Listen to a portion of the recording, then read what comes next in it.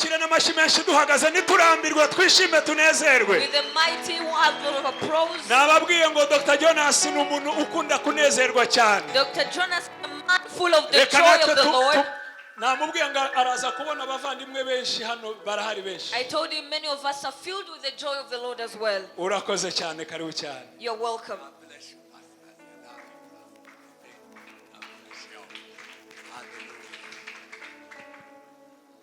Praise the Lord. Yes, ashimwe. Let's say hallelujah. Hallelujah. I feel the Holy Spirit here. Amen.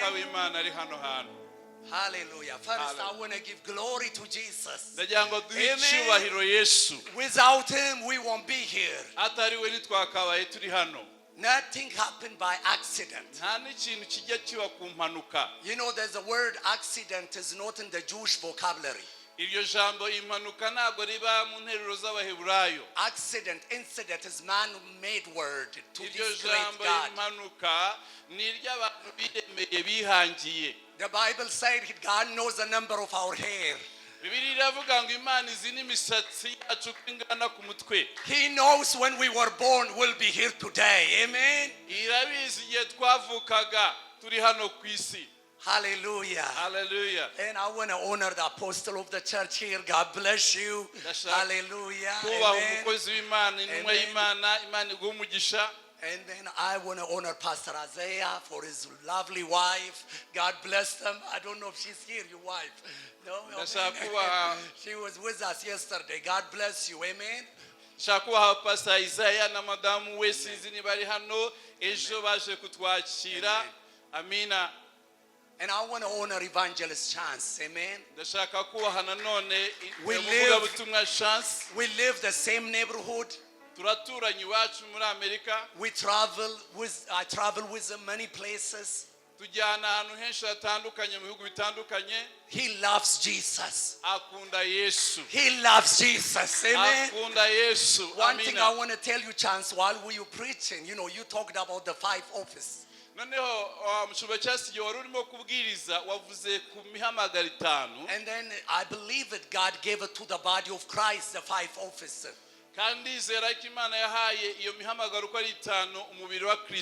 But sometimes when we're obedience of our gift, God add other gifts. Your official gift is evangelist. But you came to our church, you prophesy over my life, God gave us a child.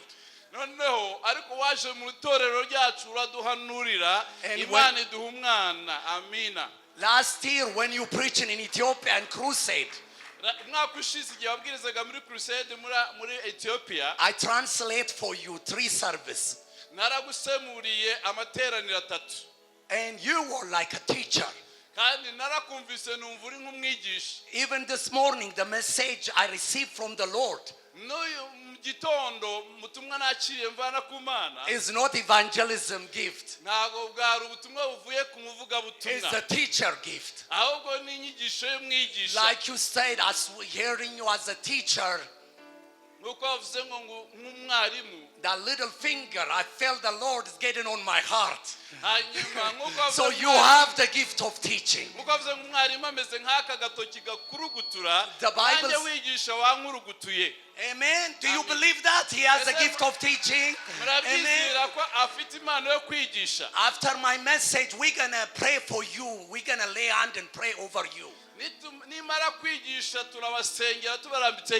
I believe it is going to be impartation coming to each person here today.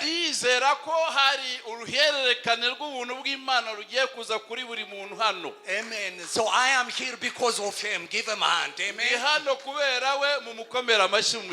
Amen. So I want to honor all bishop and pastor, evangelist, teacher, and all minister and everyone here. I want to honor you. God bless you. aba intumwa abahanuzi abavuga butumwa n'abashumba mwese buri mpano yose yateraniye hano ndabubashye. Amen. And Dr. Netalem is here from Uganda. He's originally from Eritrea. I want you to come sit here. Come on, Netalem. Dr. Give him a nawe hand. waje aturutse Bugande ariko Come on, akomoka and I want you to sit Ethiopia. closer. Come Reka on. musabaze yicare hano imbere. 2 years ago, he received Mercy Life, a doctorate. Neptalim, come forward. We got prayed for you here. Imyaka ibiri ishize Amen. nibwo yabonye doktora. He came all the way from Uganda. We have Mercy Life University in Uganda. Amen. Dufite mashe kuva muri He can kaminuza sit y'u right Bugande naze yicara imbere. Amen. We want you to come sit here. He has a doctorate on theology, a great missionary. He loves Jesus. Amen. Afite Amen. impano y'ikirenga muri teoloje akaba ari umwigisha wa Bibiliya. His Amina. first time to Rwanda. Give him a hand. Niyo He shuro came- ye ya mbere mu Rwanda mu mukomera amashyi mwakire. Amen. Amina. Let me tell you about you Rwandan people. Reka mbabwire abanyarwanda. You look like us as Ethiopian. Murasa natwe nk'abanya-Ethiopia. I'm telling you today, you are Ethiopian. Reka mbabwire uyu munsi muri abanya-Ethiopia. How do you know why I know you Ethiopian? Muzi impamvu uzi yuko muri abanya-Ethiopia? It's not just you look. Ntabwo ari uko musa. You say just like us, Jesus Christos. Muvuga nkatwe ngo Yesu Kristo. We pray the same Ethiopian in Rwanda. We Rero. say Jesus Christos. Kuko muvuga ngo Yesu Kristo nk'uko natwe tubivuga. That tell me when Philip preached to the Ethiopian eunuch, Ibyo biranyibutsa igihe Filipo yabwirizaga inkone y'Umunyetiyopiya. I believe that eunuch had the blood of Rwanda.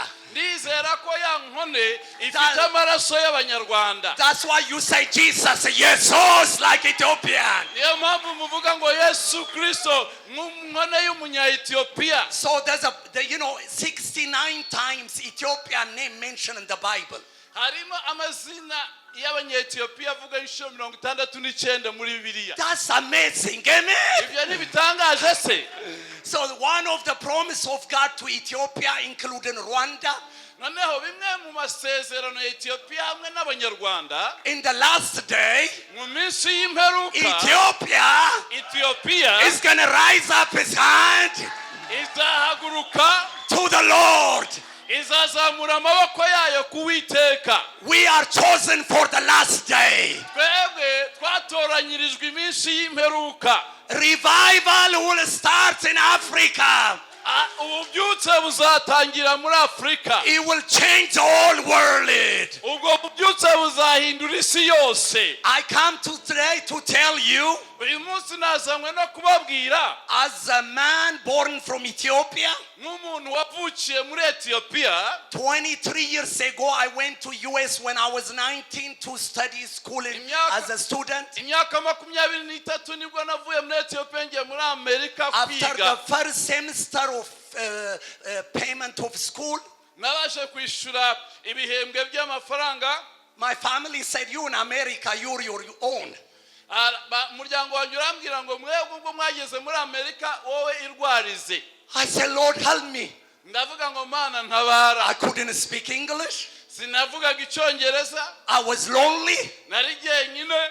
But I know one thing. Ariko kintu kimwe namenye. I know how to go to my knees. Ni uburyo bwo kujya ku mavi. To the King of Kings. Nkavugana n'umwami w'abami. The Lord of Lords. Nkavugana n'umutware The w'abatware. creator of heaven and earth. Umuremyi w'ijuru n'isi. I trust him. Ndamwiringira. My mom told me this. Mama mbwira aya magambo. You remember Daniel? Ngo uribuka Daniel. You remember Joseph? Uribuka Yosef. I gave you name Jonah. Ngo nakwise Yona. You are in America. Uri muri Amerika. The Spirit of God is with you. Mwuka w'Imana ari kumwe The nawe. same God who honored Daniel, Ya Mana yubashe Daniel. he is going to honor you. Izakubahisha My nawe. mom was right. Mama Hallelujah. yari umunyakuri. A man, he didn't have no green card, or the man who struggled on immigration. Jewe nahuye n'ibibazo mu bintu bijyanye na immigration.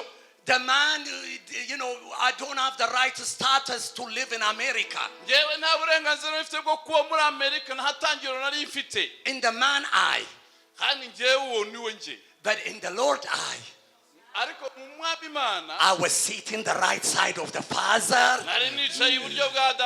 I was a child of the Most High God. So 2008, it changed my life and my ministry forever. When I was 23 years old, I decided to go back home to visit my family. But I didn't have a green card. Green card is a permanent resident to live in America. They gave me a stamp on my passport to say you are qualified to get your green card in the process.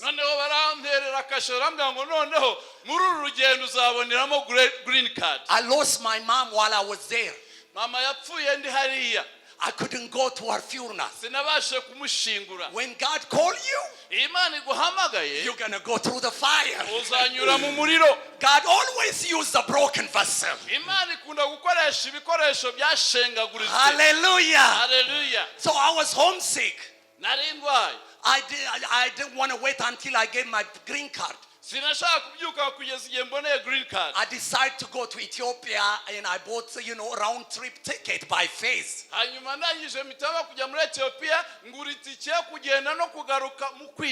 So in the airport in Washington DC, the Ethiopian Airlines,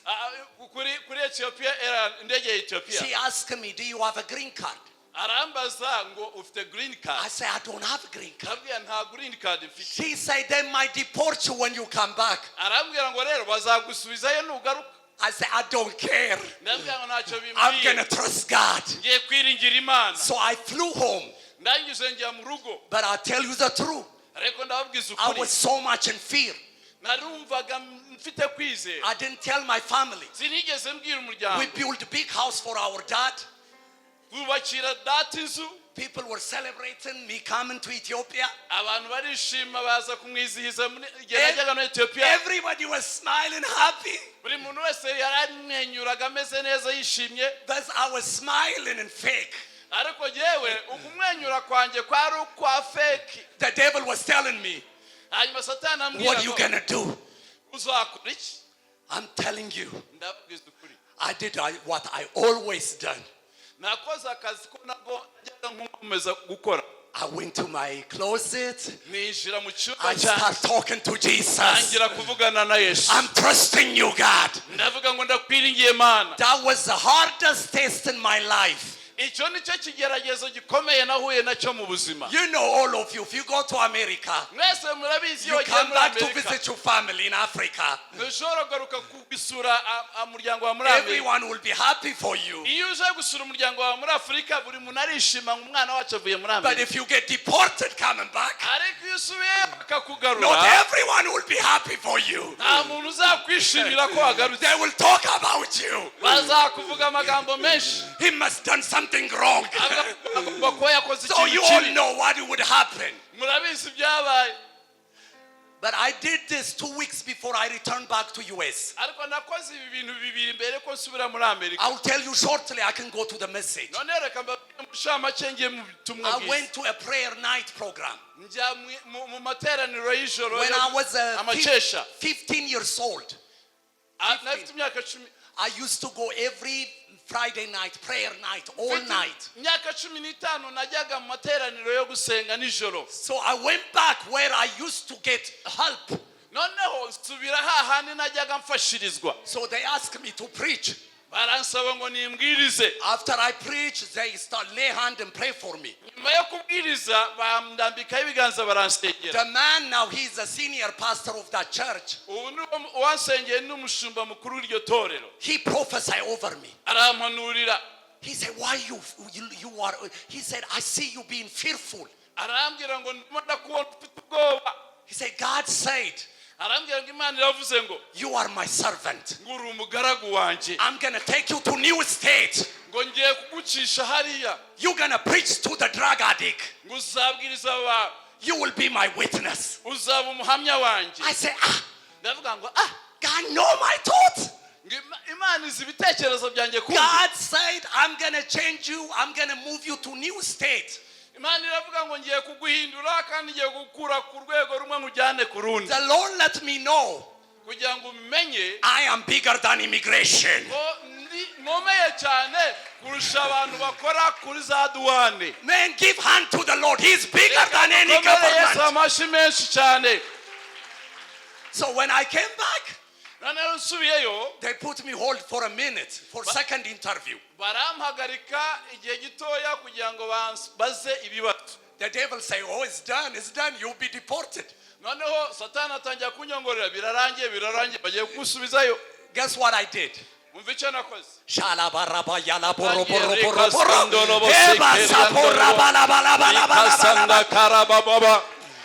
My time came, say Yonas Badi. Igihe cyanjye kiraza. Welcome to America. Baravuga ngo ikaze muri We Amerika. put you hold Bari banindije gato to verify your address. kugira ngo turebe aho utuye. We send you green card. Kugira ngo twohereze green card. You should receive it with few weeks. Ugomba kuyakira. God said it. Imana irambwira ngo If I said it, niba narabivuze I will do it. nzanabikora. My word. Ijambo ry'Imana Never come back for it. ntabwo dusubirira yaho. So the man who picked me up in the airport, Baje kumfata ku kibuga. he is like Orthodox, like Catholic Christian. Ni umwotodogisi ameze nk'abakatolika. I told him I'm going somewhere. Ndamubwira ngo aho ngiye. He said, what do you mean? Arambaza ngo urasobanura iki byo? God spoke to me. You're going to new state to preach the gospel. You're going to do my work. Ndamubwira ngo Imana yambwiye ngo ngiye kujya mu yindi leta kandi ngiye kuvuga y'ubutumwa, ngiye gukora akazi kayo. He said, how? Aravuga ngo gute se? I told him the prophetic word. Ndamubwira ngo ubuhanuzi nahawe. He said, Aravuga ngo the man sitting in Africa, umugabo wicaye muri Afurika he iyo can tell you which state you go to. akakubwira state tuzajyamo muri Amerika. I told him about the God we serve. Ndababwira Imana The dukorera. prophetic gift is still available. Impano y'ubuhanuzi iracyakora. So let me be quick since we use a translator. Reka rero nihute kubera ko dusemura. 2 months later, Amezi abiri ashize, my best friend brother, inshuti yacu he umuvandimwe live in North Carolina where Chance live. aturanye aba Like the word said, nk'uko ijambo ryavuze seek ye first ngo mubanze mushake amaso his hayo, kingdom, mushake ubwami bwayo righteousness, no gukiranuka and kwayo, all other things, hanyuma ibindi byose he will be added to you. bizaba ari inyongera. Today, by grace of God, Uyu munsi kubw'ubuntu bw'Imana, hallelujah, haleluya, I have a 4 business, mfite ubucuruzi bugera kuri 4, different properties. mfite inyubako zitandukanye, I'm a president of Mercy Life University. ndetse mfite na kaminuza ya teoloji, Over 300 students. hagamo abantu barenga 300. Friday we go in Dubai to do our lunch in our office and graduating the first Mercy Life student. Noneho tugiye guha impamyabumenyi icyiciro cya mbere gisoza muri kaminuza yacu. Our school is very diverse. Hanyuma ishuri ryacu ririmo abantu batandukanye. We have people from every nation. Dufite abantu bava mu mahanga yose. White, black, Spanish, Abirabura, abera, Filipino. Abaspanyola, Abafilipi. This is what I'm telling you. Ibi nibyo ndimo mbabwira. God is going to send you the end of the world. Imana izakuzanira marayika. Hallelujah. Hallelujah. So when I'm fixing to preach now short message, Nimara kubabwiriza ubutumwa bugufi, I'm not just telling you some information I know my head. ntabwo ndimo mbabwira amakuru nabitse mu bwonko bwanjye gusa. I'm preaching to you Ndimo ndababwiriza what I saw, icyo nabonye, what I test. icyo nafasheho. The man was nobody. Umuntu utari ufite icyo ashingiyeho mu God buzima. used me to be somebody. Imana yampinduye kuba umuntu udasanzwe. All for the glory of God, in the name of Jesus can be lifted up. Kandi ibyo byose ni kubw'icyubahiro cy'Imana kugira ngo izina rya Yesu rizamurwe rishyirwe hejuru. We'll tell you more about the Bible college later. Tuzaza kubabwira ibijyanye n'ishuri rya Bibiliya nyuma. Our school is registered by state of North Carolina university system. Noneho ishuri ryacu riremewe muri Carolina y'Amajyaruguru, yemewe na leta, riranditswe. So what it mean when you get your master's and PhD, continue to our school in US, learning online on Zoom? bivuga ngo uramutse ubonye masters cyangwa ukabona PhD ivuye mu ishuri ryacu wigiye kuri Zoom online, your name will be registered by North Carolina University system. amazina yawe azandikwa mu ishuri ryacu muri leta ya Carolina mu majyaruguru yaho. God gave me vision when I started school. Imana yampaye iryo yerekwa nyitangira iryo shuri. In my dream, I saw ocean all over. I was in the middle of the ocean. Ndetse nabonye yerekwa mbona ndi hagati mu nyanja. And I was scared. I looked down. Ndatinya ndeba hasi. I see the dolphin carrying my feet. Noneho ngiye kubona mbona amazi asha the donkey. Dolphin. You know the fish, dolphin. Mbona ari igifi kirimo kuzamura amaguru yanjye ndi mu kirere. I asked the Lord, what does this mean? Ndabaza Imana ngo bisobanura iki. He said, Habakkuk 2:14. Arambwira ngo Ezekiya 2:40. Habakkuk 2:14. 2:40. In the last day, Misi y'imperuka, as the sea covered the water, as the water covered the sea, ngo nk'uko amazi asendera inyanja, the earth, isi, include Rwanda, isi it will be covered irimo n'u Rwanda by the knowledge of God. izizura icyubahiro cy'Imana. You know, as a Christian, when we think about the last day, Noneho nk'abakristo twinjiye mu misi y'imperuka, we focus on Antichrist, hari igihe twibanda kuri antikristo all the negative stuff. n'ibintu byose tukaba ariho bibandaho. But there's a lot of good thing God prophesied about the last day. Ariko hari icyo Imana yavuze mu bahanuzi bayo He said, bijyanye in n'imisi the last y'imperuka. day, I'm going to pour my spirit. Iravuga ngo mu minsi y'imperuka nzasuka I umwuka will be wanjye, filled by the knowledge of God. kandi muzuzura kumenya Imana. Without knowledge, will be perish. Nta kumenya Imana abantu bazarimbuka. If I never received my doctorate on theology, Iyo nabona impamyabumenyi y'ikirenga muri teoloji, I won't be able to open the Bible University in America. sinari kubasha gufungura kaminuza ya teoloji muri I Amerika. sacrificed when I did my schoolwork. Natazi ikiguzi igiciro igihe nakoraga umurimo narigaga muri Amerika. But when I see the fruit now, Ariko iyo mbonye imbuto zirimo kubivamo uyu munsi, God used me to come to Rwanda to start Bible college with izo evangelist mbuto chance. zikaba zishoboza kuza mu Rwanda gutangira ishuri rya Bibiliya. This is the fruit of my labor.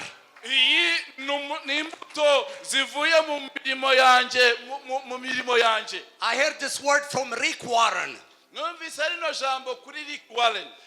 The current situation of your life Ngo ubuzima bwawe bwa none uko buhagaze, is a product of what you done 5 years ago. ngo birasa n'ibyo wakoze imyaka 5 ishize. If you want to change your future, Niba ushaka guhindura ejo hawe hazaza, you need to start do something different. ukeneye gukora ibitandukanye n'ibyo wakoze imyaka ishize. How many of you want to study the word for Jesus Bande Christ? bashaka kwiga ijambo ku bwa Yesu Kristo. I promise you, Ndakwizeza I'm fixing to preach a message about walking on the fire. nigisha ijambo rivuga ngo kugendera mu muriro. The more we study the word, Uburyo turushaho kwiga ijambo, we will cultivate the fire. tuba twaje kurahura And umuriro, God can use us to make a difference. kandi Imana yadukoresha kuzana itandukaniro. It's enough if I say this about me. Amen? Amen. So I'm going to the message. Ngiye rero mu butumwa. Hallelujah. Hallelujah. Hallelujah. Hallelujah. Do you know the last word Jesus spoke? Muribuka ijambo rya nyuma Yesu yavuze. I used to think is in the cross he said finished. Najyaga ntekereza ngo ku musaraba avuze ngo birarangiye. But that wasn't the last word he spoke. Ariko si byo jambo rya nyuma yavuze. The last word Jesus spoke was Acts chapter 1 verse 8. Ijambo rya nyuma Yesu yavuze riri mu byakozwe mu gice cya mbere umurongo wa 8. And the disciple, they came to Jesus. Go ahead, read it. Verse 6 to 8. Abigishwa baza kwa Yesu, reka tuhasome. Let's read it from verse 6 to 8. Some yakozwe kuva igice cya mbere umurongo wa 6 tukiza kwa 8.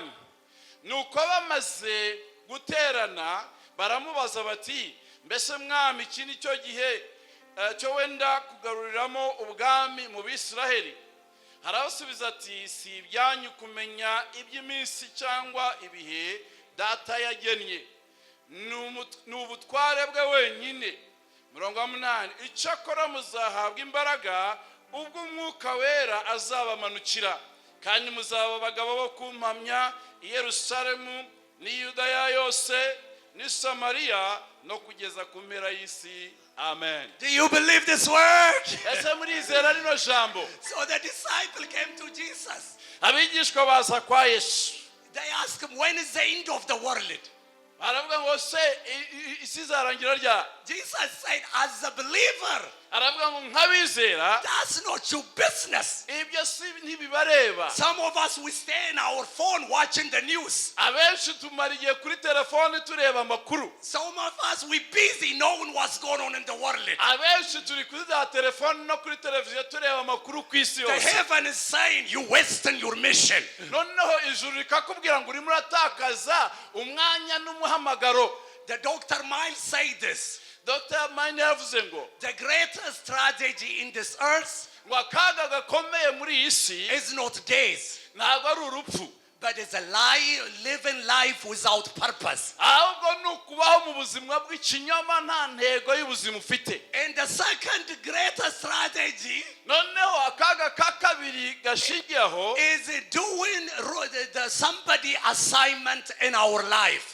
ni ugukora inshingano ya hawundi akaba ari wowe wikora. God didn't call us to run for office. Imana ntiyaduhamagariye kwicara mu biro. He didn't call us to be the police of the world. nta nubwo yaduhamagariye gushyiraho amabwiriza ayobora isi. But Jesus said, ariko Yesu yaravuze ngo hallelujah. haleluya, He said, yaravuze ngo wait until you receive the power in the Holy Spirit. ngo tegereze kugeza igihe muzahabwa imbaraga zivuye mu mwuka wera. He said, when the Holy Spirit comes, aravuga ngo umwuka wera naza you will receive power. muzakira imbaraga, And that power, kandi izo mbaraga it will help you to be my witness. zizabafasha kuba abahamya banjye. From Jerusalem, muhereye Yerusalemu, from Rwanda, muvuye i Rwanda, Uganda, mujye Uganda, Ethiopia, mujye Ethiopia, Europa, mujye Europe, Asia, mujye muri Aziya, and the end of the world. noneho murenge mugera ku mpera y'isi. Last 2 months ago, I was in Cambodia. ibyumweru bishize nari muri Cambodia. This word is fulfilling. iri jambo ririmo rirasohora. He said, when we receive power, yaravuga ngo nitwakira imbaraga we know our identity. tuzamenya abo turi bo. You remember Peter? uribuka Petero He denied Jesus 3 times. yihakanye Yesu inshuro eshatu. After he saw the breaking of the net, amaze kubona inshundura zicika kubera after itangaza, walking in the water, amaze kugendera hejuru he y'inyanja, still denied Jesus. ariko aranga yihakana Yesu. Why is that? He wasn't baptized by the Holy Ghost kubera fire. iki yihakanye? yari atabatizwa mu mbaraga z'umwuka wera. But after Acts chapter 2, nyuma rero y'ibyakozwe n'intumwa kabiri, they were one accord. bari mu bumwe. Like Evangelist Chan said, like they were one accord. nk'uko umuvugabutumwa Chance yatubwiye, bari mu bumwe, They were one place. bari ahantu hamwe. The Holy Spirit umwuka wera came sudden. ako kanya arabatungura. I'm telling you today, ndababwira ngo uyu munsi the Holy Ghost is going to come suddenly. umwuka wera araza kuza. Some of you is going to separate you to be a prophet. bamwe muraza gutandukanywa mu b'abahanuzi, Some of you going to be a mighty evangelist. abandi muraza kuba abavugabutumwa bakomeye. Today is not any kind of day. uyu munsi ntabwo ari umunsi usanzwe n'indi minsi mwabayemo. While the worship people was worshiping the first service, igihe abaramyi baramyaga mu materaniro yabanje, I saw big container of oil containers, big oil containers. nabonye kontineri yuzuyemo amavuta. The Lord said this to me. imana irambwira ngo Today, uyu munsi I'm not going to sprinkle of my fire. ntabwo ngiye kohereza uturiro I'm not uturiro going turi to aho, dip in my oil. ahubwo ngiye kubasukaho amavuta. I'm going to pour my spirit. ngiye gusuka umwuka wanjye wose. You will become different person. urava hano uri umuntu utandukanye. Your family knows.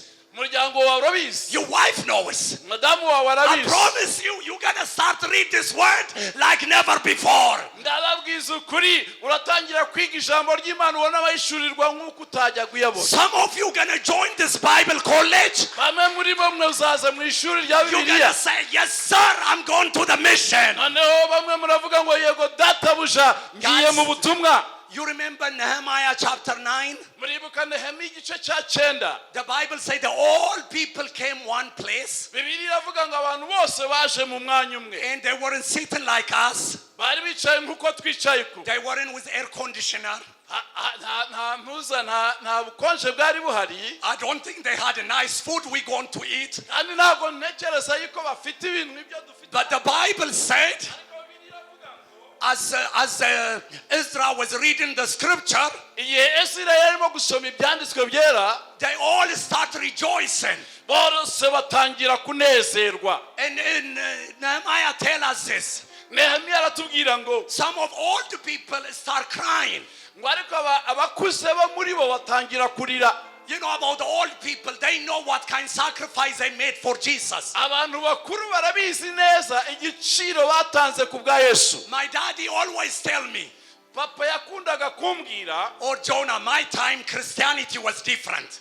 ndavuga ngo rimwe mu bihe byashize So- ubukristo bwari butandukanye. He was right. He was in prison for his faith's sake in Ethiopia. Yari yarafunzwe muri Ethiopia azira kwizera kwe. So now the time has changed. Noneho ibihe byarahindutse ubu. So there's a difference of theology in the older and younger pastors. Hari itandukaniro ry'imyigishirize y'ibyanditswe hagati y'abashumba bakuze n'abashumba bakiri Do you bato. know what is going to fix it? Muzi ikizabihindura, The power of God. ni imbaraga z'Imana nizo zizatandukanya ibyo byose. Nehemiah said this. Nehemiya avuga aya magambo. He told the old people, don't cry. Abwira abakuze ngo mwe kurira. And today is the day of he said, today is the day of celebration. Aravuga ngo uyu munsi si uwo kurira, uyu munsi ni uwo kwizihiza. It wasn't by miracle. Byari ibitangaza. They were just listening to the word of God. Bose bari batuje bumva ijambo ry'Imana. So you hearing two preachers preaching today. Uyu munsi namwe mwaje kumva abavuga butumwa babiri babwiriza. You know what is going to happen when you leave this place tonight and tomorrow night? Muzi ikiri buze kuba nimuva hano hantu uyu munsi nijoro n'ejo nijoro. The joy of the Lord will be your strength. Umunezero w'Uwiteka uraza kuba imbaraga zanyu. You know, we say this in America. Interuro imvugo tukunda kwivuga muri Amerika. Happy wife, happy life. Ngo ugire umugore mwiza, ugire ubuzima bwiza. I tell you this today. Ndababwira uyu munsi, Happy Jesus. ndababwira uyu munsi ngo Yesu nanezerwa, And you can enjoy your life. muraza kwishimira ubuzima bwanyu. So let me talk about the power of the Holy Ghost. Reka manze mvuge ku mbaraga z'Umwuka Wera. Matthew chapter 3, I believe chapter 3 verse 13. Matayo 3:13. John said you don't have to read it. I'm going to quote the scripture quick for time's sake. Kubera igihe ngiye kuvuga ibyanditswe nsemura. John said, Yohana aravuga ngo I baptize you with water. ngo ndababatiza mu mazi, But there's a greater one is coming. ariko hari ukomeye kunduta uje, He will baptize you wazababatiza by the Holy Spirit mu Mwuka Wera and fire. n'umuriro. I'm going to talk about the fire of the Holy Ghost. Ndaza kuvuga ku muriro w'Umwuka Wera. The fire of the Holy Ghost, Umuriro w'Umwuka Wera, one way represent as a fire is baptism of the Holy Ghost. ikihagarariye umuriro w'Umwuka Wera ni ukubatizwa mu Mwuka Wera. How many of you praying in tongue? Ni angahe muri mwebwe basenga mu ndimi? Oh, few people. Abasenga mu ndimi I'm muzamure telling you ibiganza. what, praying in tongue is a baptism of fire. Noneho gusenga mu ndimi ni umubatizo w'umuriro. 3 places in the Bible. Ahantu hatatu muri Bibiliya, Every time is mentioned the baptism of the Holy Ghost. igihe cyose bavuga kubatizwa mu Mwuka Wera, And all the 3 times, inshuro eshatu zose people spoke unknown tongue. abantu bavuze ururimi batigishijwe rutazwi. Acts chapter 2, Ibyakozwe n'intumwa 2, 120 of them, 120 men. 120 bari mu cyumba cyo hejuru. The Bible said there was wind. And they were shaking. Same way when Exodus, when God descended from heaven to Mount Zion. The Bible said the mountain was on fire. And there was a wind. Why is that? The Holy Spirit is God in us. The Bible said the same Spirit raised Jesus from the dead, lives inside of you, and He gives life for your dead things. That's why Jesus said, don't leave Jerusalem until you receive the power and a fire. Acts chapter 10 verse 45 to 46. Peter was in Cornelius' house. Bible says as Peter was speaking, the Holy Ghost couldn't wait.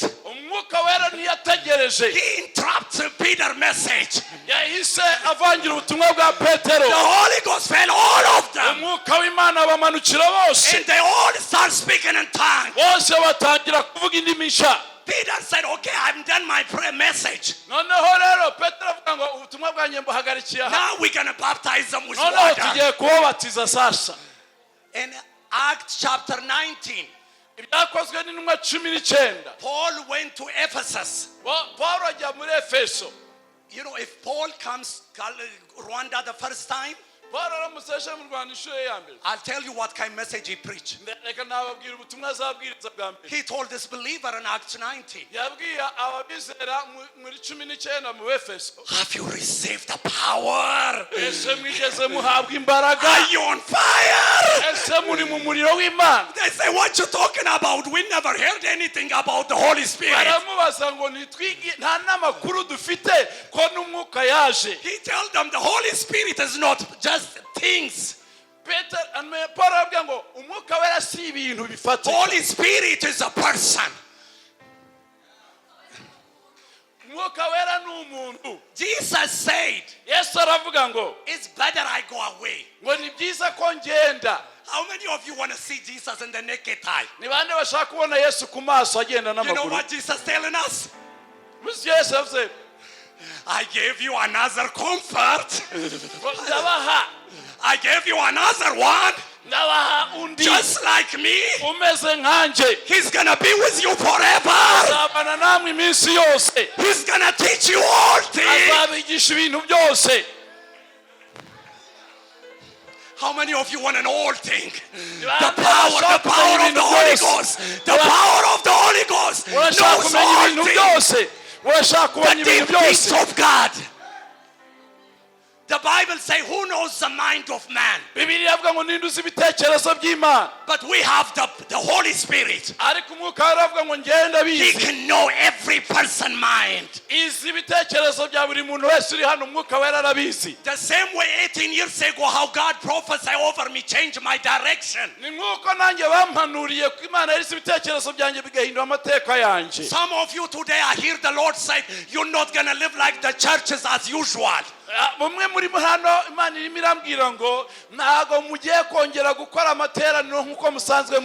Every single day you will be burned by the fire. Hallelujah. Hallelujah. The Bible said when Paul lay hand, let me tell you about laying hand. How many of you drive car? I see some of you drive car. When your battery gets dead, what do? You look around. Anyone has a jumper cable? iyo bature yawe yashize mu muriro tangira gukora iki ureba hirya no hino ngo niba hari uwagufasha kugira ngo akwakirize You don't care if it's short or tall or big or skinny. Niwita ku bantu waza niba ari barebere bagufi abanini cyangwa batoya bananutse. It can be Chinese, Africa, Spanish. Yaba ari umushinwa, yaba ari umuyapani, yaba ari umunyarwanda, yaba ari uwo muri Spain uramubaza. When they pull over to your car, iyo bagusoreye wa mugozi ugufasha kwatsa. you say, excuse me, do you have a jumper cable? Ese ufite umugozi wamfasha kwatsa imodoka You yanjye? have a jumper cable? Ugenda ubaza buri mwese wamfasha kwatsa Would you imodoka? help me please to jump it up my battery? Kugira ngo mfashe battery yanjye yongere igire umuriro. How did he jump it? By waving his hand? Ese bafasha abantu battery yashize umuriro babapepera? No, he connects Oya, the dead murahuza. battery to the living battery. Umva, ufata battery irimo umuriro ugashiraho urusinga ugashyira kuri battery yashizemo umuriro. After he connected, he does one thing. Nyuma rero yabihuye neza He ikora ikintu kimwe. He cranked it. Atangira kwatsa. That means you speak it. Bivuga ngo uravuga. Bible says the man believe in the heart, Bibiliya iravuga ngo umuntu yiseza speaking in his umutima mouth, akatuza he akanwa shall be saved. akabona gukizwa. When we lay hand on people Iyo urambitse abantu ku and we biganza speak the word, ukavuga ijambo the dead become alive. hanyuma umubaturi yongera ikagira umuriro Sickness it will leave. hanyuma ikongera ikabaho. I'm telling you, that's why the Bible says, lay hand. There's power in you. There's a fire in you. There is Christ in you. The hope of glory. There's a Jesus in you. Niyo mpamvu Bibiliya ivuga ngo kurambikaho ibiganza kuko muri wo harimo imbaraga, muri wo harimo umuriro, muri wo harimo Kristo, ibyiringiro by'ubwiza. The Lord says, some of you, Bibiliya umwami arimo arambwira ngo bamwe muri mwe in the past, mu gihe cyashize when people tell you problem, igihe abantu bababwiraga ibibazo you know what you tell them? wababwiraga iki? I pray for you. Ndagusengera. Most of the time you don't even remember it. Benshi muri mwebwe mwavuze ngo muzabasengera ntimwibutse no kubasengera. And people tell us how big is their problem. Hanyuma akakubwira ngo ikibazo cyawe kingana gite bunini bwacyo. What we most of us we tell them? Muzi inshuro nyinshi ibyo tubabwira I'm so sorry. ngo mbabarira. But we got the anointing inside. Kandi hari amavuta ari turimo. We got the Holy Ghost, God living inside. Imbere muri twebwe harimo umuriro. If we just take a moment to ask the Holy Ghost, Dufashe umwanya tugasaba umwuka wera. do you want me what to do? You know what he tell you? Ukakubaza ngo urashaka ngo nkore iki? Lay hand on him. Azakubwira ngo murambikeho ibiganza. He will tell you to pray for them right there. Azakubwira ngo umusengera aho ngaho ntutegereze yuko uribuze kumusengera urabyibagirwa hita umusengera ako kanya. Jesus said the Spirit of God is upon me.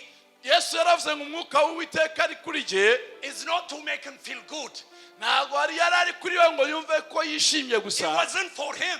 Ntabwo umwuka wari we kubwe. He said, I'm anointed Yaravuze ngo narasizwe. to heal the broken heart, Nasigiwe to gukiza send the imitima captain ishenjaguye. free. Nasigiwe gubohora imbohe. After this conference, Muri iki giterane some of you can have a new eye.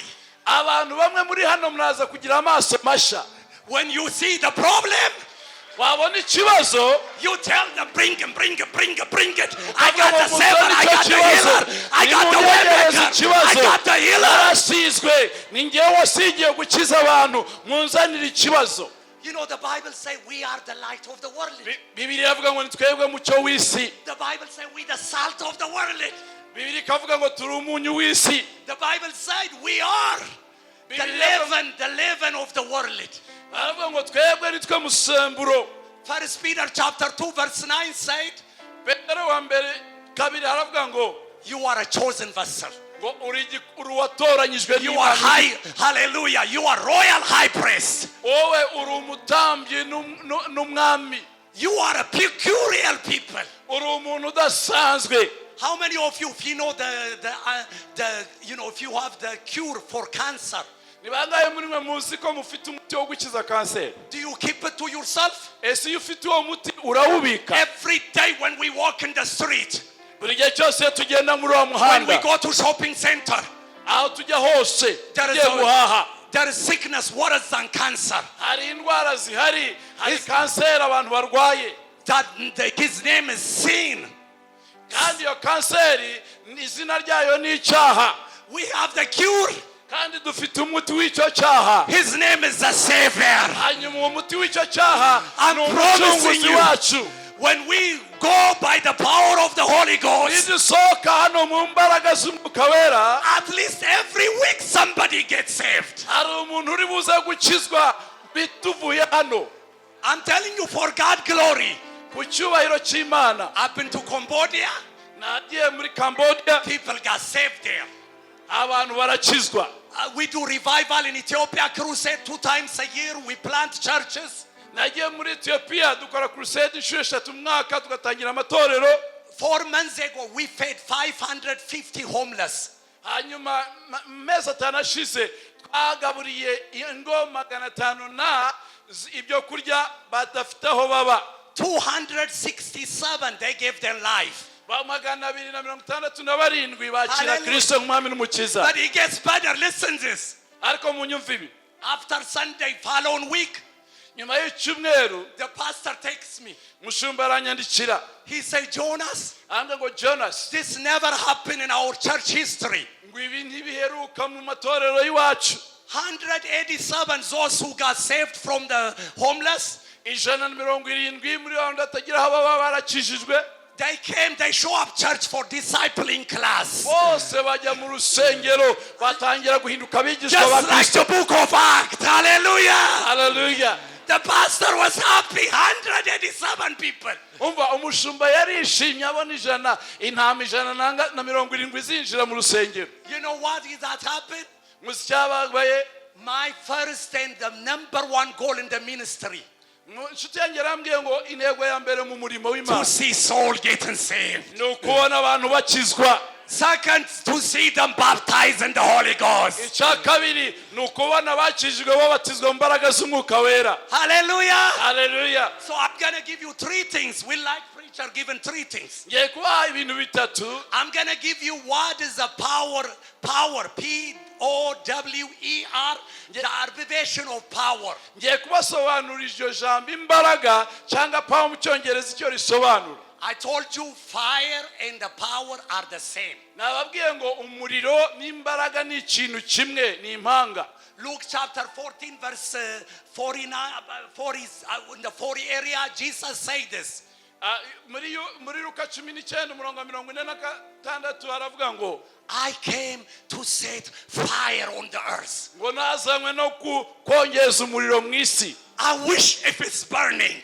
Aravuga ngo nifuza yuko uwo muriro wawe urimo kwaka nona. Do you want to know the wish of Jesus in your life? Murifuza kumenya icyo Yesu abashakaho. He's saying, I wish you are burning. Arimo aravuga ngo ndifuza yuko mwaka umuriro. How many of you want to be burned for Jesus? Nangaye bashaka kwaka umuriro ku bwa Yesu. So the fire is a representative of the power of Holy Spirit working actively in our life. The fire to cook food. Dukoresha umuriro guteka ibiryo. So fire, it will give life to the dead thing. Umuriro uzazana ubuzima ku bintu How many of you byapfuye. feel like dead in your finance, in your life, in your situation? Ni bangahe bumva barapfuye mu butunzi, mu mafaranga, mu buzima baye ukumva warapfuye. Let me tell you about the testimony about finance by fire. Reka rero mbabwire ubuhamya buva mu muriro w'umwuka wera ukabona amafaranga ubutunzi. One day in my business, I need $10,000. Umunsi umwe mu bucuruzi bwanjye nkeneye amadolari 10,000. And the bank couldn't give me a loan. Hanyuma banki nyima inguzanyo. So some customer came to my store. Bamwe rero mu bakiriya banjye They were baza believer. iwanjye. They said, we doing a Daniel fast. Baravuga ngo tugiye gusenga. I never heard the Daniel fast before. Daniel.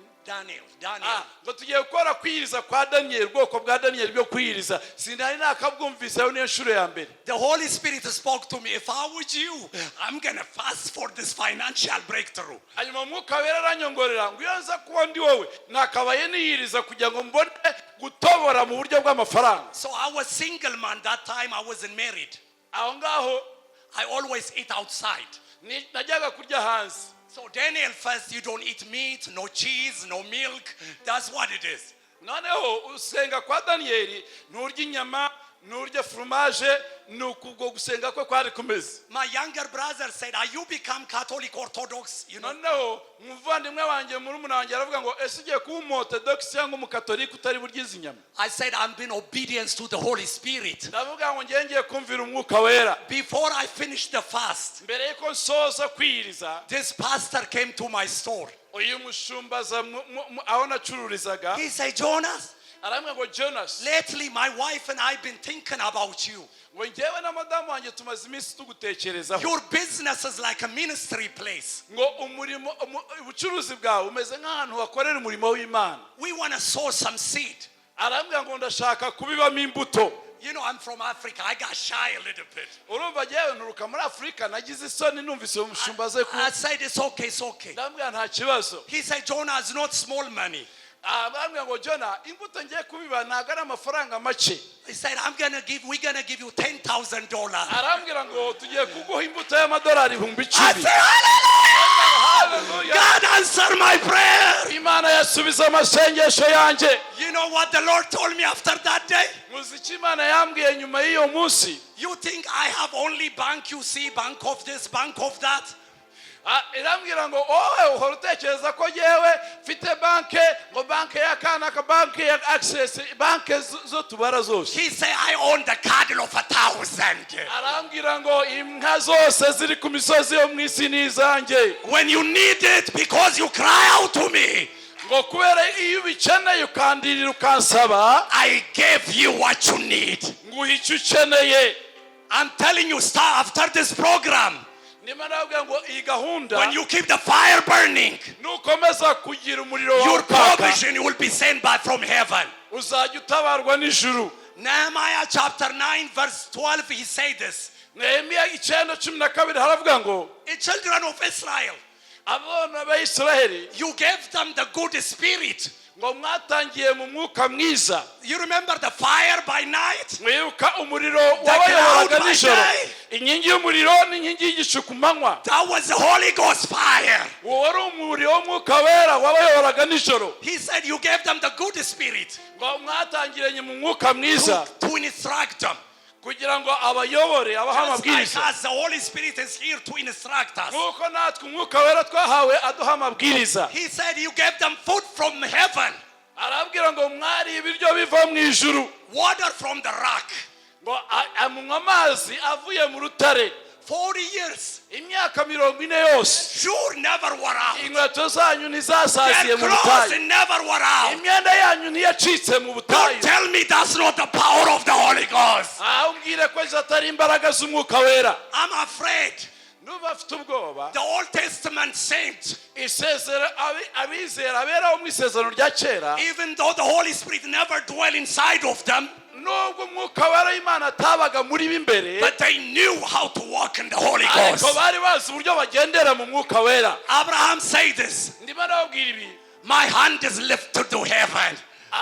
amaboko yanjye nyazamuriye I ijuru. don't want no man to say I made Abraham rich. Ntabwo nshaka ko hari umuntu uvuga ngo nahinduye Aburahamu kuba umukire. You see, Abraham know his blessing come from heaven. Aburahamu yarabizi neza aho umugisha we w'ubukire utokomoka. I tell you, the children of God today, Reka mbwira abana b'Imana muri hano uyu munsi, the greater blessing live inside of us. umugisha ukomeye kuruta iyindi utuye muri twebwe imbere. So how do we know this power? 3 things, quick. Ibintu bitatu ni gute tuvuga imbaraga. The first P-O stand for prayer.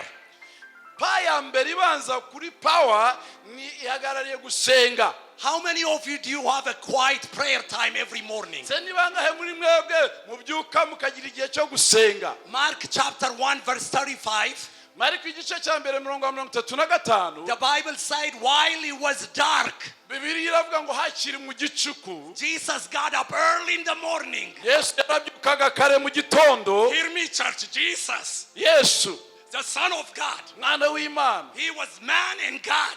yari umwana akaba n'umuntu. He knew about the power of prayer. Yari azi imbaraga zo gusenga. He didn't check his phone or talking to the disciple the first Ntabwo thing. yafataga telefoni ngo ahamagara He got abigishwa up. be. Yarasohokaga. He didn't pray laying in the bed Ntabwo yasengeraga mu gitanda before yiyoroshe. the sun rise. ntabwo yarindaga ku izuba rirasa. Jesus had one habit. Yesu yari afite ikintu kimwe. He went to solitary place. Yajyaga ahantu yiherereye. He found him a quiet place. Agashaka ahantu hatuje. And what he did, he prayed. Yarangiza agasenga. Why he need that? Kubera iki yasengaga? Jesus knows. Yesu ari hano ku isi. In order to accomplish his mission, yashaka gusohoza umuhamagaro wamuzanye. he need to be connected to the Father every day. Yifuzaga guhora afitanye umubano we mwiza n'Imana na se. How many of you have a smartphone? Please show me your smartphone. Bangahe bafite telefone za smart? Yes. If you don't charge it every night, how did you charge it? You put the plug and then you take it off? Ese muyisharija mute iyo mugiye kuyisharija mushiramo sharijeri mukayikura muri socket? Why you keep the battery and the wire stay all night? Kubera iki ushaka gucharginga telefone yawe iri mu muriro ijoro ryose? The next day, the first thing you want to check, make sure 100% full. Nuko ushaka ko mu gitondo telefone yawe iba yuzuye. Without it, ituzuye, you won't be able to communicate. ntushobora You kuvugana won't be n'abantu. able to do banking. Ntushobora gukora ibintu bya banki. So why Jesus got up early? Yesu yakubera icyo yajyaga gusenga. He know he need the power. Yari abizi ko akeneye imbaraga He know z'Imana. the voice from heaven. Yashaka kumva ijwi ry'Imana. I'm telling you, if we want to make different like Jesus, Niba dushaka kuzana impinduka nk'uko Yesu yayizanye, we need to pray like Jesus. dukeneye gusenga nk'uko yasengaga. Ephesians 5:18 said, Ephesians 5:18. Abefeso 5:18. Be filled in the Holy Spirit. Ngo mukomeze muzuzwe umwuka wera. Hallelujah. Be Hallelujah. filled in the Holy Spirit. Mwiyuzuze umwuka wera. He didn't tell us to be half part of it. What is this? Ntabwo yavuze ngo ducagate. Ese ayo mazi urabona ameze ate? You know why we don't feel joy, peace every day? Muzi impamvu tugira amahoro buri munsi? We got half of the Holy Spirit, Nuko dufite umwuka wera utuzuye. half of the world. Dufite igice cy'umwuka wera. But the Bible says be filled in the Holy Spirit. Ariko Bibiliya ivuga ngo muhore mwuzuye umwuka wera. In order to be flow, Kugira ngo ubashe gukora umurimo, to be full every day. ukeneye guhora wuzuye buri munsi. Hallelujah. Hallelujah. I'm telling you, when you fight all you battle on your knees, you win all the time. Buri gihe cyose nuhitamo gupfukama ugasaba Imana ugahamagara Imana, uzahora wuzuye buri gihe. The second power, W, stand for the word. Noneho ijambo rya kabiri wa bihagarariye ijambo. Jeremiah 10:23, God said this. Jeremiah 10:23. Yeremiya 10:23 Imana iravuga aya magambo. Thus says the Lord, Uku ni ko Uwiteka avuga. my word Ngo ijambo ryanjye is like a fire. rimeze nk'umuriro, It burns everything. ritwika ibintu He byose. say my word Ngo ijambo ryanjye is like hammer. rimeze It nk'inyundo, will break everything. rimenagura ibintu byose. God told Jeremiah, Imana ibwira Yeremiya I put my word in your mouth ngo ngushize amagambo yanjye mu kanwa kawe to plug it kugira ngo urandure and to plant it. no gutera. He said it's in your mouth. Avuga ngo fungura akanwa, biri mu kanwa kawe. God told Joshua, Imana ibwira Yoshua my servant Moses is dead, ngo umugaragu wanjye Mose yatabarutse, but I will be with you as I was in Moses. ariko nzabana nawe nk'uko nari kumwe na Mose. He said, if you meditate my word day and night. Aravuga ngo nutekereza ku ijambo ryanjye ku manywa na nijoro. Listen, church, please. This is what God said to Joshua. Mwumve icyo Imana yabwiye Yoshua. You make your way prosper. Uzatuma utera imbere mu migendere yawe yose. How do we make ourselves prosper? By knowing the word of God in our heart. Ni gute tutera imbere mu byo dukora byose? Ni ukumenya ijambo ry'Imana muri twebwe. John chapter 15, before Jesus left this earth, this is one of the word he preached also. Yohana 15 mbere ko Yesu asubira mu ijuru, iri ni ijambo yabwirije. He said, I am the vine, you the branch. Aravuga ngo njyewe ndi igiti cy'umuzabibu, mwe muri amashami. Without me you can't do nothing. Mwebwe mutamfite ntacyo mwageraho. If you abide my word, Nuguma mu ijambo my ryanjye, word abide with you. ijambo ryanjye rikaguma muri mwe. Listen, church, you can ask anything. munyumve torero mwasaba icyo mushaka cyose I will give it to you. kandi nzakibaha. How many of you want a godly man or godly wife? If you're not married, wave your hand. niba utarashaka uri hano ukaba ushaka umugore wubaha Imana azamura ikiganza cyawe. How many of you own your own house? How many nibangahe of muri you? mwebwe mushaka inzu yanyu mwiyubakiye inzu yanyu zamura ikiganza. How many of you want a business? This is God asking you. nibangahe bashaka gutangira ubucuruzi muri hano imishinga yanyu. How many of you want a child? nibangahe bashaka abana batarabyara. The Bible said, Bibiliya avuga ngo if you abide in my word, ngo nimuguma mu ijambo my ryanjye word abide in you. ijambo ryanjye rikaguma You muri can mwe ask anything. muzasaba icyo ari cyo I will cyose give it to you. nzakibaha. I'm going to give you the secret. Like Pastor Chance gave you a secret to be success. This is true story. I'm giving you this. I know some of you tired, but listen me this. The Bible says those who sleep and wake up. Hallelujah. Wake up, hear this word. mwumve rino jambo mukanguka abasinziriye. This is my 20 years reading a Bible cover to cover. iyi ni imyaka 20 nujuje soma Bibiliya ku itangiriro kugera ku byahishuwe. You know why I'm doing it? muzi impamvu mbikora? I see the benefit of it. mbona inyungu n'umusaruro When I bibivamo. was single man, no wife, igihe nari ingaragu ntarashaka God gave me a word. Imana yampaye ijambo. As I read in First King, in the book of First King, Old Testament, nsoma igitabo cy'abami ba mbere. I read the word. It said there is no wind, there is no wind, no rain. narasomye ijambo rivuga ngo ntimuzabona umuyaga ntimuzabona imvura, But this valley shall be full of water. ariko iki kibaya murakibonamo amazi asendereyemo. As I read it, I declare this in my life. ndimo gusoma icyo cyanditswe namamaje aya I magambo. said, I don't have no fiance, I don't have no girlfriend, but next year this time I will be married. ndangije ndihanurira ndavuga ngo nta mukobwa w'inshuti mfite nta fiance mfite, ariko umwaka utaha nk'iki gihe nzaba ndimo gukora ubukwe bibibi. Guess when I got married? Before December 20. God gave me a wife. She never dated a man in her life. Hallelujah. He gave it to me like a ram in the bush. Hallelujah. umva mwaka ukurikira itariki 20 z'ukwa 12 Imana imugore, hanyuma uwo mugore ntiyigeze ateretswa n'undi mugabo, yarameze nk'intama yari iziritse mu ishamba. Hallelujah. Hallelujah. So I'm going to give you one more and I'll go the third part. You heard Evangelist Chance prophesy over my life and my wife to have a baby. mwibuka ko Evangelist Chance yaduhanuriye kugira ngo Guess tubyare what umwana. God gave us? He gave us a twins. Imana ntabwo yaduhaye umwe, yaduhaye But impanga. hold on. mwe muretse After 2 months we go, they gave us bad report. nyuma y'amezi 2 baduha inkuru mbi. One of the twins, because of a lack of some kind of fluid, a disease, he died. noneho umwe mu bana bacu bakiri mu nda aza kurwara hanyuma arapfa. And then my wife started crying. madamu atangira kurira. And I asked the doctor, how is the other baby? ndavuga mbaza umuganga ngo ariko umwana wacu ameze They ati. say the other baby is good, but because it's dead tissue, this one he can die too. arambwira ngo umwana wa kabiri ni muzima, ariko kubera ikibyimba cyishiye umuntu uyu mwana wa mbere n'uyu yapfa. My wife said, why you not crying?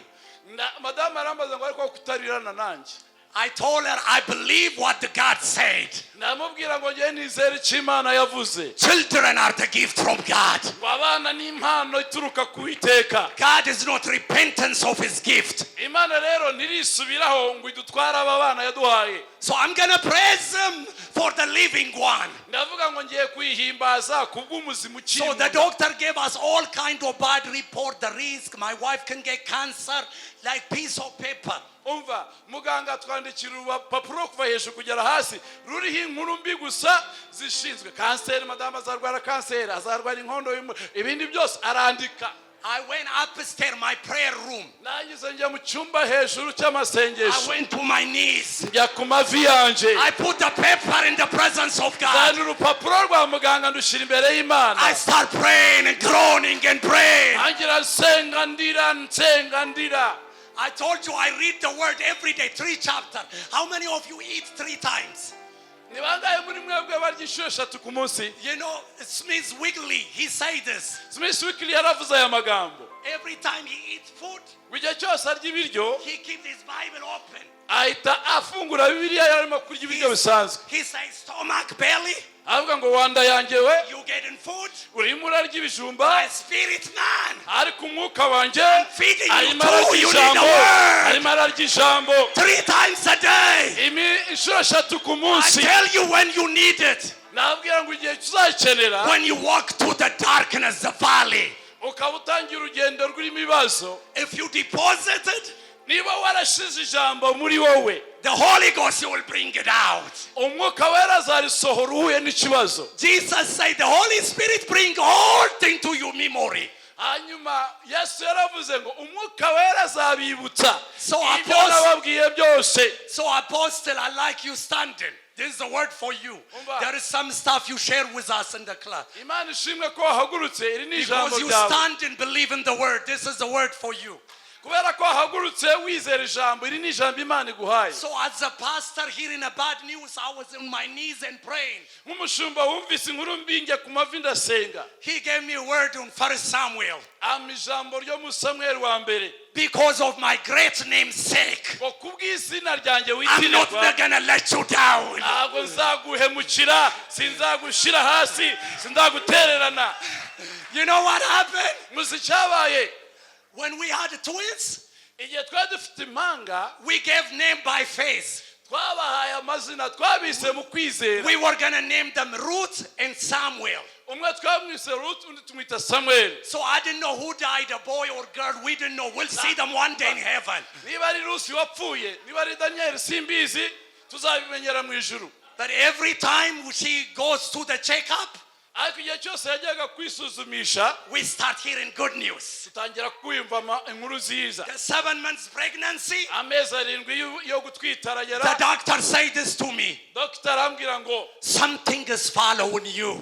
hari ikintu kirimo kuba. I told her, I know. I got Jesus inside of me. He's following me. Ndamubwira ngo ndabizi, Yesu ari muri jewe. I'm not magnificent. This is the truth. She said this never happened before. Ndababwiza ukuri sindimo nkabya, ndababwiza ukuri yarambwiye mu muganga ngo ibi ntibirabaho. The dead tissue Ngo wa mwana wari ufite ikibazo dissolved to himself. It became blood, normal blood. ngo cyavuyemo cya kibyimba kivamo gihinduka amaraso. And your daughter, she's in healthy position. She gonna be fully health. Your wife gonna give the deliverance on full term. She gave 9 months without no C-section. She gave a daughter. We name her Grace. Hallelujah. Umva, umudamu wanjye arambwira ngo umwana ari mu mwanya mwiza mu nda, umwana nta kibazo afite, azabyarira igihe, umwana wacu yavukiye igihe, madamu abyara neza, umwana wacu tumwita buntu. So I'm telling you, you remember in the Bible when Moses' hand was lifted up, Muribuka muri biye gihe amaboko Yesu ya Mose yazamuraga, Israel was winning. amaboko ye yari amaze gucika intege. Something about hand being lifted up. Ikintu kuzamura amaboko yawe hejuru. The Bible tells us the word and Jesus are the same. Bibiliya iravuga ngo ijambo na Yesu ni umuntu umwe. When we read the word every day, Iyo dusoma ijambo buri munsi, Jesus will rise up in our life. Yesu azahagurukira muri twebwe mu buzima When we bwacu. go through trial and temptation, Nitunyura mu bigeragezo no mu bibazo, the Bible says the word of God come like jumping on the mountain. Bibiliya iravuga ngo ijambo ry'Imana riza risimbukira ku I'm misozi. telling you, when I pray for people, Iyo nsengera abantu, if God give me a word, Imana impaye ijambo, it will happen. ibintu biraba. When I was going through hardship, Igihe nanyuraga mu bihe bikomeye, I didn't call prophet, oh prophet, man of God, pray for me. ntabwo nahamagaye umuhanuzi ngo nsengera mukozi w'Imana. I pray by myself to the Father. Nagiye imbere ya data ndasenga, And the Holy Ghost gave me a word. Mwuka wera Imana amanurira ijambo. I heard Chance saying this. I love it. Numvise chance avuga biriya ndabikunda. The word in God's mouth Ngo ijambo ryarinda kanwa, And the word is your mouth. kandi ijambo riri ku kanwa kawe, It will do the same thing. kandi iryo jambo rizakora ibyo I'm telling ryagukoreye. you, the abundance of the heart, the mouth speak. Icyuzuye akanwa, icyuzuye umutima nicyo akanwa kavuga. So when we speak a word, Igihe cyose uvuze ijambo, we'll see manifestation. iryo jambo rirakora. So I bless you today. Uyu munsi ndabaha umugisha. Starting tomorrow morning, Ejo mu gitondo, Jesus said, Yesu yaravuze ngo, man shall not live by bread alone. ngo umuntu ntazatungwa n'umutima gusa. You're gonna get hunger for this word. Guhera uyu munsi utangire kugira inzara y'ijambo. You're gonna read it from beginning to the end. Uzarisoma kuva mu ntangiriro kugera mu byahishuwe. And the word will change you. Kandi ijambo rizaguhindura. And then the third one, and I'm finishing. Icya gatatu nsoza, You know, when the preacher say I'm finishing, you know what it means? uyu muvugabutumwa avuze ngo ndimo It ndasoza, don't icyo mean nothing. bisobanura. It don't mean nothing. Uzi umuvugabutumwa iyo avuze ngo ndashoje, muzi icyo bisobanura namwe muri bo. You know, we don't do this for entertainment. Urumva ibi ntabwo turimo kubikora kugira ngo tubasetse. Chance and I, Chance nanjye we flew almost until Rwanda, we flew 18 hours. twavuye kugira ngo tugere mu Rwanda twakoresha amasaha 19. My body was so tired. His body was tired. Imibiri yacu yari yarushe, n'uwe wari warushe. My 1-year-old daughter, Umukobwa wanjye imyaka I 9 left her for a week. yari ari hariya mu cyumwe. When I come to Africa, Mwana we w'umwe gusa afite yamusize iyo aza muri Afurika. since 2000, I believe 15. Kuva 2015 nibwo natangiye kuza muri I Afurika. don't come to see my family. Sinza gusura ababyeyi banjye cyangwa umuryango wanjye. I'm here for the Father business. Ndi hano kubw'umurimo wa data. So you will be wise enough today. Rero muzaba abanyabwenge uyu munsi. We didn't come here just for church as usual. Ntabwo twaze gukora amateraniro asanzwe y'iwanyu. God sent us as a man of God Imana yatwohereje nk'abagabo b'Imana to speak over your life. kugira ngo tuvugane n'ubuzima bwanyu, It's gonna change your destiny. kandi amateka yanyu ahinduke.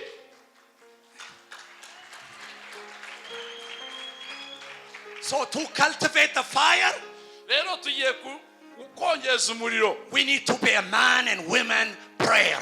Gukongeza umuriro rero bisaba gusenga, umugabo n'umugore usenga. Most people got using God for their benefit. Abantu benshi Imana ikoresha kubw'inyungu zabo. What do you call people? They call you only when they need something. Ubona abantu baguhamagara ari uko bagukeneye ikintu. They not our true friend.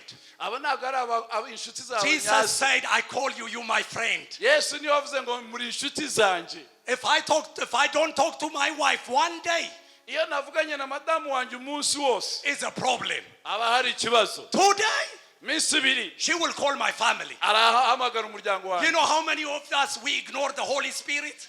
Muzi bangahe muri twebwe tutajya twumva umwuka icyo atubwira. He's here to direct us, Kandi ari hano kugira ngo atuyobore, to fill us, ari hano to kwatugaburire, help us. kugira ngo adufashe. You know the greatest commandment, like Chance mentioned it. Muzi itegeko rikomeye nk'iryo Chance yatubwiye. Love me Mwunkunde with all your heart, n'umutima wanyu with wose, all your mind. n'ibitekerezo byanyu If I byose. love him, Niyo mukunda, I talk to him every day. mvugana nawe buri And I munsi, let him talk to me every day. kandi nawe akavugana nanjye buri munsi ko turakundana. Reading a Bible Soma Bibiliya, is opening the mouth of Jesus. gufungura Bibiliya ni nko gufungura akanwa ka Yesu. Some prayer, most of us, when we pray, we treat Jesus like the waitress, like the servant. Iyo turimo kuvugana Yesu tuvugana nk'umugaragu. When you go restaurant, what you tell that I want mango, I need egg, crumble, right? Iyo muri restaurant uvuga iki se? Uravuga ndashaka umureti, ndashaka ifiriti, ibyo ushaka nyine. And she say, okay, thank you, she go. Akavuga ngo okay urakoze kangende mbikutegure mbizane. Most of us, when we talk to Jesus, Akenshi natwe tuvugana na Yesu, protect my family, tumuzana ibibazo forgive by'imiryango, me, babarira, bless me. mumugisha. We don't even pray for others, like Chance said. Nta nubwo dusengera abantu. Me, Ni njyewe gusa my family, n'umuryango wanjye. I. Nanjye Jesus said, Yesu aravuga anyone want to follow me? ngo ushaka kunkurikira, Deny himself. yiyange. I must be the Lord. Ni njyewe ngomba kuba umwami wawe. When we pray, Iyo dusenga we don't give him a chance to speak. nitumuha umwanya wo We kutubwira don't nawe stay quiet. ngo dutuze duceceke twumve icyo atubwira. We just tell him what he needs to do for us. tukavuga ibibazo byacu byose And we rush to byadukorera go. hanyuma twigendera. But I break this curse in Jesus' name. ariko ndasenga muri uyu munsi mu izina rya Yesu. We're going to be changing from glory to glory. tugiye guhinduka tuva mu bwiza tujya mu bundi. Our prayer place, it will be the fellowship. amasengesho yacu araza kuba ashingiye ku mubano n'ubusabane. You know, when we eat the bread iyo turya umugati and we drink.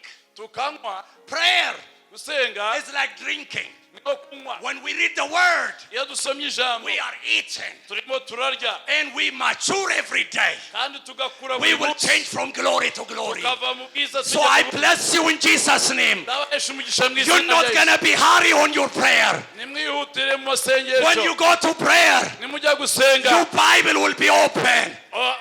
uzafungure You amasi yawe. speak usenge and you give chance to him, he can speak to you. ariko wemerera imana nayo ikuganirize. When you go to the doctor, what the doctor says? ese iyo ugiye kwa muganga ubigenza ute Take muganga off your akubwira clothes.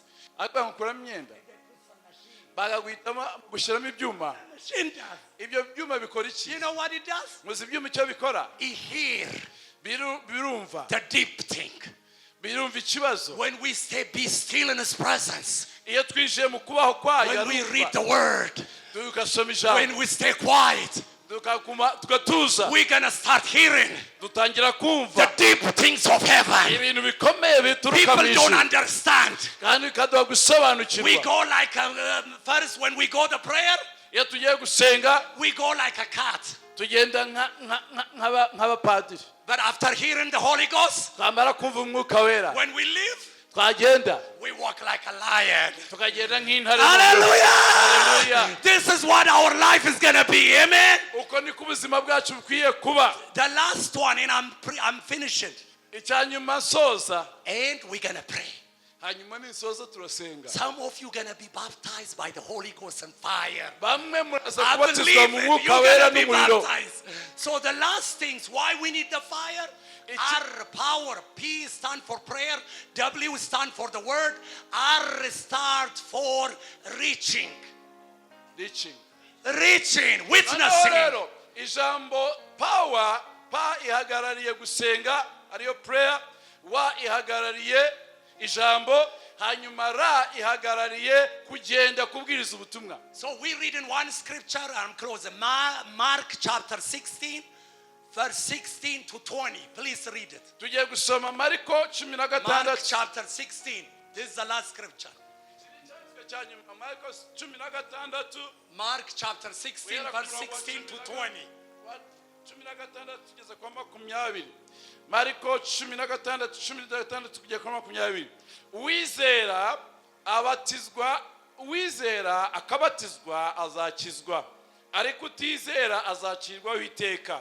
kandi ibimenyetso bizagumana n'abizera ngibi: bazirukana abadayimoni mu izina ryanjye, bazavuga indimi nshya, bazafata inzoka, kandi nibanywa ikintu cyica ntacyo kizabatwara na hato, bazarambika ibiganza ku barwayi bakire. nuko umwami Yesu amaze kuvugana nabo ajyanwa mu ijuru, yicara iburyo bw'Imana.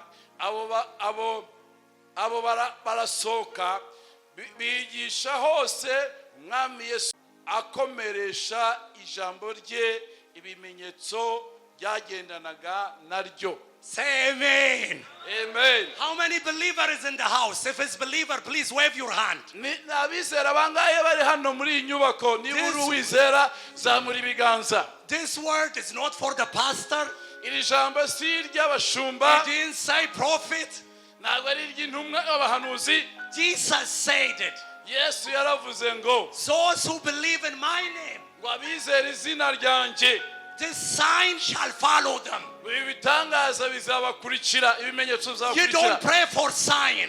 Ntabwo ntusengere ngo ubone As ikimenyetso. you walk as a believer, nk'umwizera nugenda, the sign will follow you. we ibimenyetso bizagukurikira. What is the sign? Ese ibimenyetso ni ibiki? It's a manifestation of Holy Spirit glorifying Jesus. ni ukugaragara kw'imbaraga z'umwuka wera bahesha Kristo icyubahiro. Like I told you, the dead jumper, nk'uko nababwiye ngo wa mugozi ufasha kwatsa battery yashize mu muriro. When you leave the church, iyo uvuye mu rusengero, church is not the building. itorero urusengero si inyubako. How many of you know this is just any building like the mall, anything, right? umva inyubako ni inyubako isanzwe imeze nk'inzu z'ubucuruzi. What makes the church? Church is the people. igituma iri ribi rusengero ni twebwe. If nobody here, pastor, stand by himself, there's no church. iyo pastor wenyine uri hariya nta torero riba rihari. You and me are the church. wowe nanjye nitwe torero. The Holy Spirit lives inside of us. umwuka w'Imana nawe mu nkuta aba muri twebwe. Everywhere we go, he goes with us. aho tujya hose ajyana natwe. So we can have a church everywhere. twagira itorero ahantu hose turi rero. Yesterday we were in Indian restaurant. ejo twagiye mu itorero muri restaurant y'Abahinde. We preached to the waitress. tubwiriza uwaje kutwakira. We prayed for her. turamusengera. She gave her word of knowledge. tuma ijambo ryo kumenya. I gave her the number for Pastor Isaie. She's going to join the Bible college. muha nimero za Pastor Isaie azaza mu ishuri rya Bibiliya. So as we eat and enjoying, looking the view of Rwanda, turimo kurya twishimiye tureba ubwiza butatse u Rwanda. we just had a church. twagize amahirwe twari mu itorero twagize itorero hariya. And we went to shopping center. tujya aho bahahira sasa. You were the Muslim guy. We grabbed him. duhura n'umuyisilamu turamufata. We prayed for him. turamusengera. When we finished prayer, tumaze kumusengera. one guy said to us, umwe muri God is baratubwira. honest true. I'm telling you the kandi truth. bimbabwira ni ukuri ntabwo ndimo gukabya. This has never happened in my life. This is first time in my life seeing this. aravuga ngo iyi niyo nshuro ya mbere yo kubona ibi bintu biba. After we finish praying for Muslim man, we say amen. tumaze gusengera umuyisilamu tuvuga ngo amina. The other guy, hari undi mugabo wari uri aho. I want to get saved. aravuga ngo nanjye ndashaka gukizwa. I never see sinner voluntarily. ndashaka gukizwa. I said, what you said? ndavuga ngo uravuga iki. I want to get saved.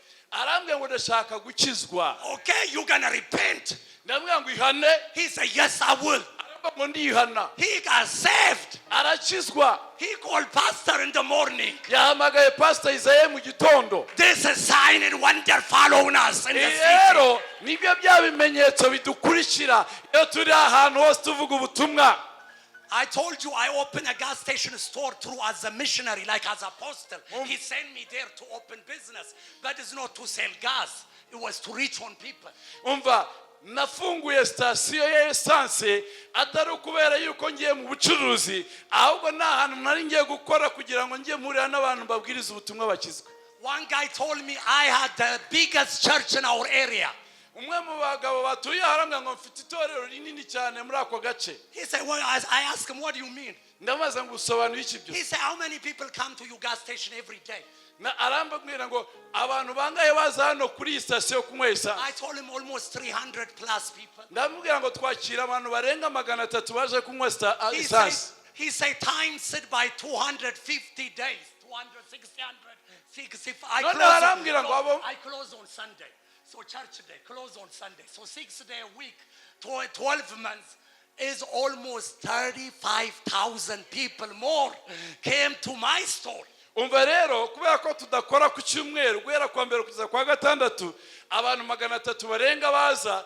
arambwira ngo ubwo ni itorero ry'abantu 300 tubakizwa buri munsi ngaho bara mu minsi 6 ubare no mu kwezi 30 bingahe by'itorero aba yabwirije. This is a true witness. Over 300 people, they got baptized, they got saved, they came to buy cigarettes, but they ended up getting Jesus.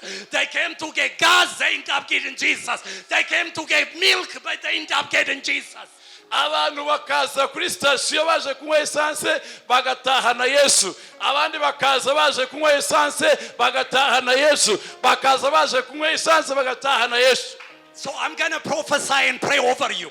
ngiye kubahanurira ninangiza mbasengere. If you have a kingdom mind, niba uri ufite imitekerereze God is y'Imana, going to give you businesses. Imana igiye kubaha ubucuruzi. He's going to give you schools. izabaha amashuri. He's going to give you, I'm telling you, He's going to give you different vision. izabaha amayereko atandukanye. It's not to get rich and to spend it yourself. atari ukubera yuko ishaka ko mugira ubutunzi mukaba bakire mukagaburira inda zanyu. My first ministry started driving taxi. yewe umurimo wanjye Imana natangiye ntwara imodoka. I took this lady to the airport. I took this lady to the airport. Natwara abantu ku kibuga cy'indege, umugore natwaye ku kibuga cy'indege. We used to like the long ride, it's big money. Twatwaraga urugendo rurerure tujye ku kibuga. So I smiled, talked to her where I'm from, everything. Mutwaye nari ndimo ngenda nseka. So after I drop her, maze kumugeza ku kibuga, the Holy Spirit said this to me. It changed my outreach ministry forever. Umwuka w'Imana araza avugana nanjye ahindura imitekerereze n'uburyo navugaga mu butumwa. He said to me, arambwira ngo, you talk to this woman ngo wavuganye n'uyu mugore about Ethiopia, umubwira ibyiza bya Ethiopia, about her dog, umubwira about iby'imbwa her yawe, cat. umubwira iby'ipusi n'injangwe. You never tell her the most important thing. Ntabwo wamubwiye ikintu cy'agaciro kiruta ibindi. You will never see her again. Kandi amahirwe yo kumubona ararangiye ntuzongera kumubona. I gave you 1 hour. Naguhaye isaha yose. But you talk rubbish thing. Ariko wamubwiye ibintu by'ubupfapfa. Paul say, I count all things rubbish. Pawulo yaravuze ngo ibintu byose nabifashe nk'amase. Who cares if you the president? When you die, you just a dead man. The Bible said we are called to talk about him. The hope for the world. The coming King, the Lord of Lords. His name is Jesus. It's not to talk about your race. It's not to talk about who you raise. It's not to talk about how big church you got, how big ministry you got. Jesus said this to Pilate. He couldn't tell him anything. He was talking to the king. Jesus said, I was born to testify the truth. The truth. Pilate said, what is the truth? Jesus knew Pilate even though he was a king. He didn't know the truth. You and me know the truth. Our mouths need to be open to talk about the truth. Jesus said, you shall know the truth. The truth sends you free. When you see homeless people, don't just give them money. As a child of God, you got the message. He can change his life from inside out. Tell him the truth. When you meet anybody, let's preach about the truth. Don't fight for the pulpit. Don't fight about having big church. Jesus commands us one thing. Go. Don't stay here. Go.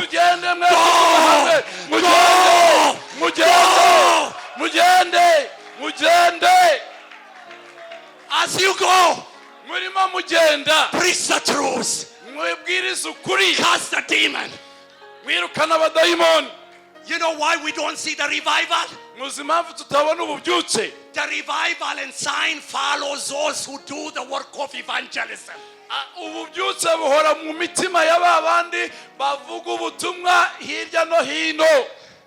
I'm telling you, God honest truth. Since that day, when I meet people, I see the precious face of Jesus. Whether in the plane, you can ask Evangelist Chance. I met a lady in the airport from Nigeria. She had a prayer ministry on the mountain in Nigeria. She didn't have a charger. She lost her charger. She didn't know what to do about her charger. So I told her, I said, you can use my wire. She said, I don't feel like he's going to feel it. I said, you try it. She said, you've been sent by God. Thank you. Without you, I wouldn't call my family when I get to Lagos. namwe ngo yaba atari wowe narguhamagara n'umuryango wanjye ngeze Lagos. So I ask her, ndamubaza like Paul, I told you, nkuko Paulo ndamubaza, are you baptized in the Holy Ghost ese fire? watijwe mu mwuka wera w'umuriro? She said no. aravuga ngo ya. She said, I spoke one time, aravuga ngo rimwe nigeze kuvugaho mu ndimi, but our church, they doesn't talk about it. ariko aravuga ngo mu itorero ryacu ntibigisha ku ndimi. I start telling her the book of Acts. ntangirira rero mu byakozwe n'intumwa. She said, I was reading the book of Acts. aravuga ngo maze igihe nsoma ibyakozwe n'intumwa. You know why do we call it Act? kubera iki tuvuga ngo ni ibyakozwe? The church was actioning, itorero healing, ryari mu kazi, preaching. itorero ryari mu kazi, ryari mu kazi. ibitangaza n'ibimenyetso byarabakurikiraga, bari mu kazi. You know, some ministers, they have seminary degree, abakozi b'Imana bamwe but they don't have the Holy Ghost fire. bafite ubumenyi bwuzuye mu bwonko, They go ariko to umuriro seminary. w'umwuka wera They go to seminary bajya kwiga mu mashuri ya and they teoloji, end up in cemetery. noneho bagasoreza mu kuba mu irimbi. Hallelujah. You bajya know. muri seminari bagasoreza mu irimbi. mama we, So Mercy Life University, our college, njyewe mu ishuri ryacu rya teoloji, every month, 3 days, we fast. buri minsi 3 yose y'icyumweru turayiriza. As the president, I fast. No food, just water. ubu ndi hano imbere yanyu ndiyirije, ndimo nanywa amazi, nta byo kurya. We don't fast and watch TikTok on the phone. ntabwo dukwiriza ngo tujye kuri telefone. Jesus said by fast and prayer. yesu yaravuze ngo mwirize munanasenge. If you want to see the power of God, you fast and you pray. iyo ushaka kubona imbaraga z'Imana, iyiriza ariko unanasenge. We teach our students how to fast and pray. twigisha abigishwa bacu uburyo bwo gusenga no kwiyiriza. This is true story. One student, she joined our school. iyi ni inkuru y'impamo. umwe mu 4 years banyeshuri ago. bacu yaratubwiye ngo She never heard about laying hand and praying. ngo ntabwo yigeze yumva iyabereyeho ko basarambika abantu ibiganza She bakabasengera. learned how to fast and pray. nta nubwo azi ibintu bijyanye no kwiyiriza no gusenga. She worked in the hospital as a translator for Ethiopian patients. aravuga ngo akora mu bitaro nk'umuntu usemurira abaganga. She started laying hand on people. atangira rero gusengera abantu People start getting baratewe, healed. abantu batangira gukira, People start getting saved. abantu batangira gukizwa. 275 people she brought to the Lord. Abantu- One woman working in the hospital. umva, uyu mugore wakoraga mu bitaro ari umusemuzi, yatumye abantu 275 bakizwa. You know what I did to her? muzi icyo namukoreye? I gave her a big trophy. namuhaye igikombe kinini, I put her in our website. ngishyira kuri website yacu. The student of the year. ndavuga ngo uyu niwo munyeshuri w'umwaka. So she told her workplace she took off to come for graduation. noneho ava ku kazi ke aza ku ishuri kugira ngo bahabwe impamyabumenyi no kwizihiza uwo munsi mukuru. They said, you have a degree? nanjye ndavuga ngo mfite degree. She said, yes, I got bachelor. aravuga ngo They went to the website to our school. bajya kuri website bashakisha kuri They ishuri saw ryacu, her picture with the trophy. baranyuze bamubona afite igikombe kinini n'ifoto ye, They promote her. baramuzamura ku They rwego gave her rw'akazi, office. bamuha biro, They raised her salary with double. bazamura umushahara we This is true bawukura story. kabiri. Matthew 6:32, Jesus said this. ibi muri Matayo Yesu yarabivuze Don't even say, ngo ntuzavuge what shall we eat? ngo nzarya iki, When I get the money. ete nzakureho amafaranga. Don't say like the hidden. ayo magambo ntuzayavuge. What you supposed to say, do? icyo ukwiye kuvuga ni kimwe, Seek my face. shaka mu maso My hanjye, kingdom work. Preach the gospel. bwiriza ubutumwa bwiza gusa. All other things will be added to you. byose mukenera mu buzima bizaba ari inyongera uzabyongererwa. So the Nigerian woman in the plane. noneho uyu Munigeriyakazi wo mu ndege turi Do kumwe, you want me to pray for you the baptism of the Holy bose Ghost? urashaka ko ngusengera wuzura imbaraga z'umwuka wera She n'umuriro? say, not now. Give me some time. aravuga ngo ntabwo ari none ama akanya. I felt bad a little bit. numva ndababaye mu But let mutima me tell you, don't you ever feel bad when people reject you. ntuzumva ubabaye kuko abantu bakwanze. They reject Jesus before. Na Yesu baramwanze. When he cast demon from the pig, you know, the village all came to him, say, go away from our... They begged Jesus to leave. Igihe yaboraga wa musazi akirukana abadayimoni bakajya mu ngurube, abantu baravuze ngo va mu mudugudu wacu ugenda. We don't save people. He saved people. We just do the witness part. He didn't call us to save people. Twebwe ntidukiza abantu, niwe ukiza abantu. Twebwe ibyo dushinzwe ni ukumuvugira wagakiza abantu. After 20 minutes, amen. After 20 minutes, I told Chance. Nyuma y'iminota 20 nabwiye I Chance. spoke by faith. Mvuga kwizera kwanje. I told him this woman gonna be baptized the Holy Ghost on the plane. Ndavuga ngo uyu mugore arabatizwa mu mbaraga z'umwuka wera mu kwizera kwanje. It's good always to have a brother who supports you. Ni byiza kugira mwene se ugushyigikira mu You know what he said? Uzi icyo yambwiye? Shalabagana magalabaze. Sekretara ya mandolobobo. After 20 minutes, Nyuma y'iminota 20 I take you prayer. hanyuma afata gusenga. I say, why you didn't take it first? I asked the Lord. Mbazimana I was praying all the time in this plane for 10 hours. ngo maze imyaka nsenga amasengesho y'amasaha 10 mu ndege. I say, God, give me a sign. Ndagize ngo ndasaba Imana ngo mpa ikimenyetso. You came and gave me a charger, the wire to charge my phone. Noneho ikimenyetso we waje umpa sharijeri yawe ngo imfashe gucyaginga telefone. The Lord said to me, you are the man. Now you're going to charge my spirit. Noneho Imana irambwira ngo ni wowe mugabo Imana yanyohereje ubwo washarije telefone yanjye igiye gusharije n'umwuka wanjye. So I hold her hand like this. Mufata akaboko gutya.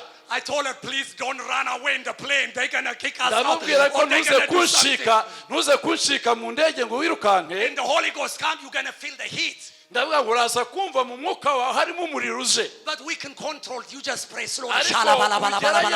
Ugerageze kubiyobora nubwo turi mu ndege ukomeze usenga rushaka.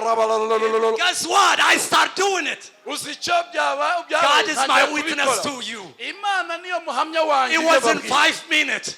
Minota 5 gusa. Her hand start moving like this. Umukobwa gutangira kunyeganyega. Next thing I know, she start go shala do. Habayeho impinduka muri we. Atangiye gusenga karayandolobo seta reke setarama akomeza ari asenga mu ndimi. So it doesn't matter if you are in the plane. Naho bitwaye nubwo waba uri mu ndege yuzuye abantu. It doesn't matter if you're in this place or somewhere in China. Ntacyo bivuze waba uri hano cyangwa uri ahandi. That's why Jesus said it's better I go away. Niyo mpamvu Yesu yavuze ngo ni byiza ko ngenda. You see, Holy Spirit is represented like a wind. Umwuka wera aza nk'umuyaga. He flows as he please. Ajya hashatse. Nothing can stop him. Nta mbaraga zawe uhagarika. Hallelujah. Hallelujah. You know why is the wind? Muzi impamvu ari umuyaga. The wind bring the rain. Umuyaga uzana imvura. I'm telling you, when the Holy Ghost comes, revival will be in our house. Revival will be in our church. Revival will be in our life. Ububyutse buzaba mu matorero, ububyutse buzaba mu buzima bwacu, ububyutse buzaba mu ngo zacu. Umuyaga nutangira guhuha. So church, before I was ordained, mbere yuko nimikwa, before I purchased the property for church in America, mbere yuko ngura ubutaka bw'itorero muri Amerika, most of the miracle and sign, I'm telling you, I see in my life. I saw cancer getting healed. I saw demon cast out. I saw people getting married. It's not me, but I believe the power of prayer and the Holy Ghost and fire. Umva, mbere yuko nubaka urusengero nkagura ikibanza muri Amerika, natangiye kubanza kubona ibitangaza n'ibimenyetso. Kanseri zikira, diabetes zikira, bwoko bw'indwara bwose bukira, kuko njye nizerera mu mbaraga zo gusenga n'imbaraga z'umwuka wera. So don't say I don't have a church, I don't have a ministry, I don't have the building. Nuvuga ngo nta nyubako mfite, ngo nta murimo w'Imana mfite, ngo nta rusengero mfite. Nubivuga ibyo. That's religion spirit. Uwo ni umwuka w'idini. Uwo ni umwuka w'idini ukuvugisha. I'm telling you, I don't see it in the book of Acts. ndababwiza ukuri uwo mwuka sinkubona mu byakozwe n'intumwa wo kubaka inyubako sinkubona. The church is where we get empowered. Itorero ni ahantu twubakirwa. And we go out. Kubakirwa muri izi nyubako ariko tugasohoka hanze kuvuga ubutumwa. As a housewife. Nk'umugore wo mugabo. As a nurse. Tugasohoka as a businessman. Abanasi nk'abacuruzi. As a businessman. N'abacuruzi. As a student. Nk'abanyeshuri. Where we go. The wind go with us. The wind of revival. The wind of healing. The wind of breakthrough. There's a word he gave me for specific for this conference. It's not the word in the Bible. It's not the word in the Bible. It's an English word I never heard before, but I love it.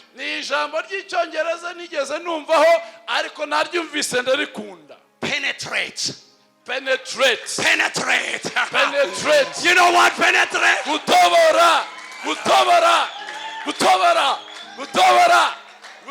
Niryo jambo yumvise mu Cyongereza rya hano. If we turn off the lights now in this house, what happened? Dukuyeho amatara muri inyubako haba iki? The darkness take over. Umwijima wabudikana. Jesus said we are in this world. Bibiliya Yesu yavuze ngo turi muri iyi si. The light of the world. Kandi tuhari nk'umucyo w'isi. We penetrate. Turitobora ahantu hose. We don't beg the devil. Turatobora ahantu hose. We don't compromise with the devil. Ntabwo twumvikana na Satani. We don't negotiate with the devil. Nta magambo tuganira na Satani. The Bible said Bibiliya ivuga ngo the Son of God umwana w'Imana is revealed yerekaniwe to break kumaraho the work of the devil. imirimo ya Satani yose. You are here ni wowe to penetrate kwinjira gutobora ahantu hose. Gomba gutobora ahantu hose. You are the light of the world. Niyo mucyo w'isi. Christ in you uri umucyo w'isi. is the hope of glory. Yesu uri muri wowe niyo byiringiro by'ubwiza. Jesus said to Peter this. Yesu abwira Petero aya magambo. I gave you a key. Wahaye urufunguzo. What does the key does? Urufunguzo rukora iki? He penetrates. Urufunguzo rurinjira ruratobora. Rurinjira rugatobora. Rufungura ahantu hose. You are the key. Ni wowe rufunguzo. Don't beg him. Don't beg it. Ntabwo urwinginga. Start using it. Tangira urukoreshe. I know who can heal you. You gotta tell the people when you meet them. Ugomba kubwira abantu nuhura nabo. I know who can heal you. I know who can heal your marriage. I know who can do miracle in your life. His name is Jesus. He lives in me. If we do agree and pray this, he said he will do it in heaven. So brother, you are here to penetrate the darkness, to the yoke, to break the yoke. Uvunagura ingoyi zose, uvunagura iminyururu yose, uri hano ngutobore. So we're gonna pray crazy prayer. How many of you want to be on fire for Jesus? Bande bashaka kuba mu muriro wa Yesu. Are you hungry for Jesus? Yesu sonzeye Yesu. Are you want to be on fire for Jesus? Bashaka kuba mu muriro wa Yesu. I want all pastor, apostle, preacher, minister, those of you praying in the spirit. Ndagira ngo sabe intumwa abahanuzi bavuga ubutumwa bishop mwese musengere mu mwuka. You gonna come stand line up. Mugiye guhagarara hano imbere ku murongo. Don't be ashamed. Nukorwe n'isoni. If you are a pastor, apostle and a prophet or teacher, if you don't pray in tongue. Niba uri intumwa umuhanuzi muvuga ubutumwa mwishumba ariko utasengera mu ndimi ukabona umwigisha. It's okay. Paul said, do we all speak in tongue? Do we all prophesy? Nta kibazo kuko twese nituvuga mu ndimi twese niduhanura. But the same Paul say one thing. Ariko Paulo wabivuze nanone yavuze ikindi. I pray in tongue more than all of you. Usengera mu ndimi kurusha mwese muri hano. So what is telling us? It's okay, you can preach without baptism of the Holy Ghost. But I've been to the third heaven. I learned the secret of heaven. That's why Paul urged us, pray in the Spirit. You build yourself. yasengeraga mu ndimi kugira ngo yuzuzwe, kugira ngo afashwe, kugira ngo yubakwe. We see, when you become a prophet, it won't benefit you. Iba umuhanuzi ntago bikugirira inyungu. You're going to benefit the body. Ahubwo ufasha umubiri wa Kristo. It's one gift to benefit the person. Imana imwe nifasha umuntu. It's the baptism of the Holy Ghost, speaking in tongues. Paul said, who's praying in tongues, he said he will develop himself. You know, you will strengthen you, like going to a gym. When you lift weight, you work on your muscle. When you pray in tongues, you work on your spirit muscle. Amen. You develop in it, you grow in it, you let the fire burning. Nani yusengera mu ndimi niyo bifasha birakubaka biragutyaza bikongeramo umuriro muri wowe. Yisengera muri ndimi niwo bifasha. Izindi mpano zifasha umubiri wa Kristo, ariko iyi ndimi yo ifasha wowe by'umwihariko. And some of you, I don't have to tell you this, God tell me, I know. Some of you, you don't pray in tongues unless somebody tell you to pray. Abenshi muri mwebwe hano muri hano sindi bivuge ngo Imana ibimbwiye ngenda bizi. Abenshi muri mwebwe nimusenga mu ndimi iminsi yose keretse yarubabwiye ngo musenge mu ndimi. I have a doctor friend live in London. Inshuti yanjye y'umuganga iba muri Bwongereza. I ask her, how do you deal with the London traffic? Ndabaza ese uhangana gute na traffic? She told me, Pastor Yonas, Pastor Yonas, when I leave my house, I press my car. I start praying tongues. I don't look at the traffic.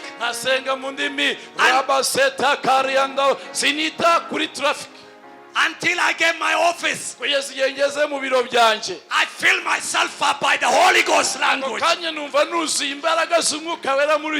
The book of Jude. The book of Jude tell us one of things we can do in the time. Pray in your holy language. So I'm going to prophesy. You're going to speak more in tongue than Rwandan language. Amen. Paul said, I pray in tongue more. As you drive, as you go to sleep, as you take shower.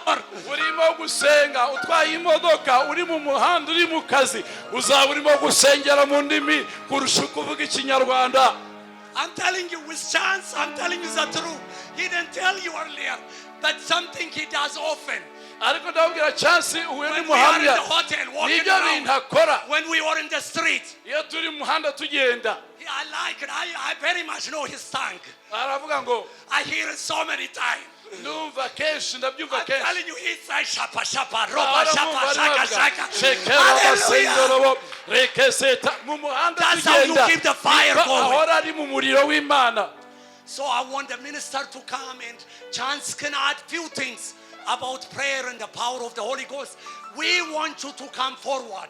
We got enough ministers. It's okay, this pastor is out. If you don't pray in tongue, 2 days you die. If you don't pray also, if you have the gift, but if you don't use it every day, if you speak more, your language more than the Holy Ghost, it is possible. Niba utavuga mu ndimi utaravuga mu ndimi, cyangwa se niba uvuga mu ndimi igihe ubishakiye ukavuga ikinyarwanda cyane kurusha kuvuga mu ndimi, uraza kuza hano. A lady came to my store when I first moved to North Carolina, in my gas station store. And a pastor. Just a businessman full of the Holy Ghost. She came to me. She said, I got a court appointment. Would you pray for me? And I don't know how to pray in English. I know Jesus. I know bless you. I say, Lord, help me now. So I hold her hand. I say, Father, I pray for Jackie. Her name is Jackie. I just say, Shalaba,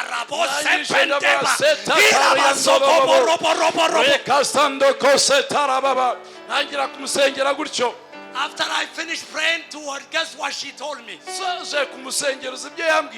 Yonas, when you speak your African language, I felt some power. I told her it's not African language, it's heavenly language. I learned that day. Praying in tongue has more power than speaking English. I'm telling you, when they received the Holy Ghost fire, Acts chapter 2, the Bible said the tongue like a fire, like this kind of tongue. It's the example of unknown language.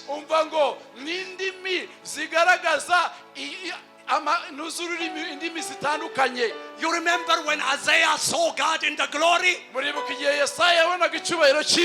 He didn't say, Lord, heal my mind. He said, my lips. There's iniquity in my lips. And one of the angels, oh, we're going to fix this. We keep some fire in the heaven. That's the representative of the Holy Ghost. He touches tongue. You know Isaiah chapter 1 to 6. You can read it. You know what the message? Whoa, how sorry I am. But after Isaiah chapter 6, he said this. The women, they're going to be the virgin. She's going to give a birth.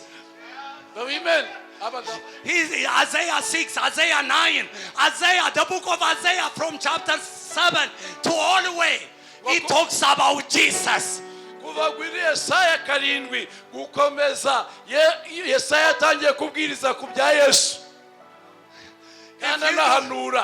avuga ku mwana w'umukobwa azasama inda Mwuka Wera azamuza akabyara umwana w'umuhungu arahanura mbere yuko bamukoze ikara ry'umuriro ntacyo yavugaga namaganya gusa. So today we're going to do tongue transplant. Uyu munsi rero hagiye kubaho guhindurirwa ururimi.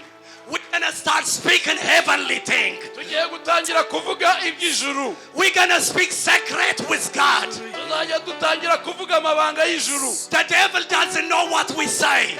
Satani ntazamenya ibyo turimo kuvuga. When you pray in tongue, it's like gibberish to the devil. You don't know what he's saying. Iyo usengeye mu rurimi rutamenyekana Satani aravangirwa akavuga ngo yaravuga ibiki. But the Bible says Romans 8, the Holy Ghost, without any word of knowing, He will be praying for you. So when you get the baptism of the Holy Ghost, you get in the new man, He's going to pray for you.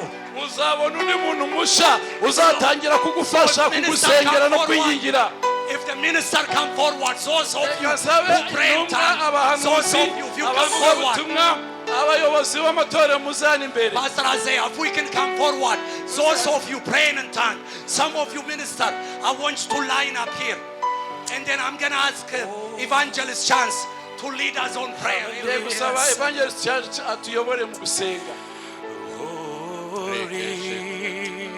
Put your hands together for the word of God this morning. Hallelujah. Hallelujah. Keep singing this song. Worthy is the name. Keep singing that song. You know, I was standing right here and I could see the reflection of the sun coming in the back door. God's glory is in this house. I feel the weighty presence of Jesus. You know, You're getting ready to get hit with the power of the Holy Ghost. itegure guhura n'imbaraga z'umwuka wera.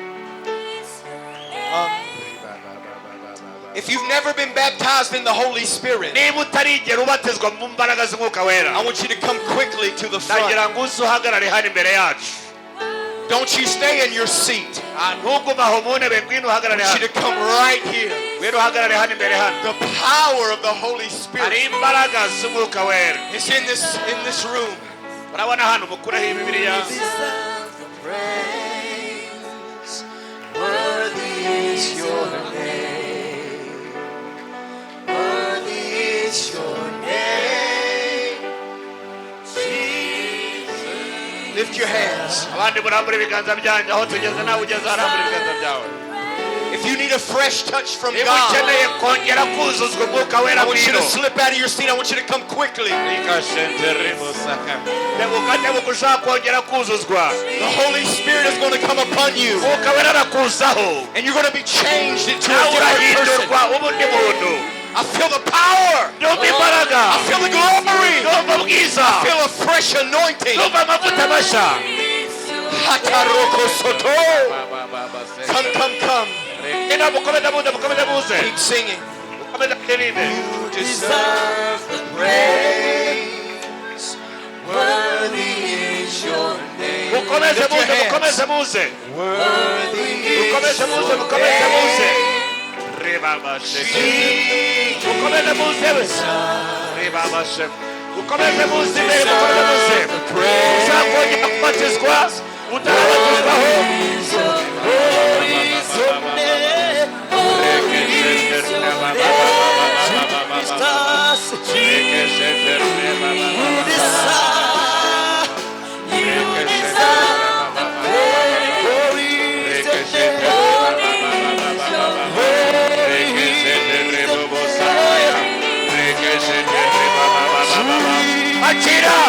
Akira!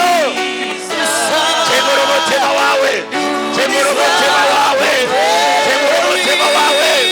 Wakire impano y'umwuka wera! Wakire kubatizwa n'umwuka wera! Reba abasakabaya! Arabasekere b'ubusantaya! Mukomeze mwakire!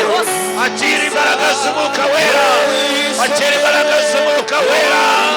Temura umutima wawe! Nawe wakire umwuka wera!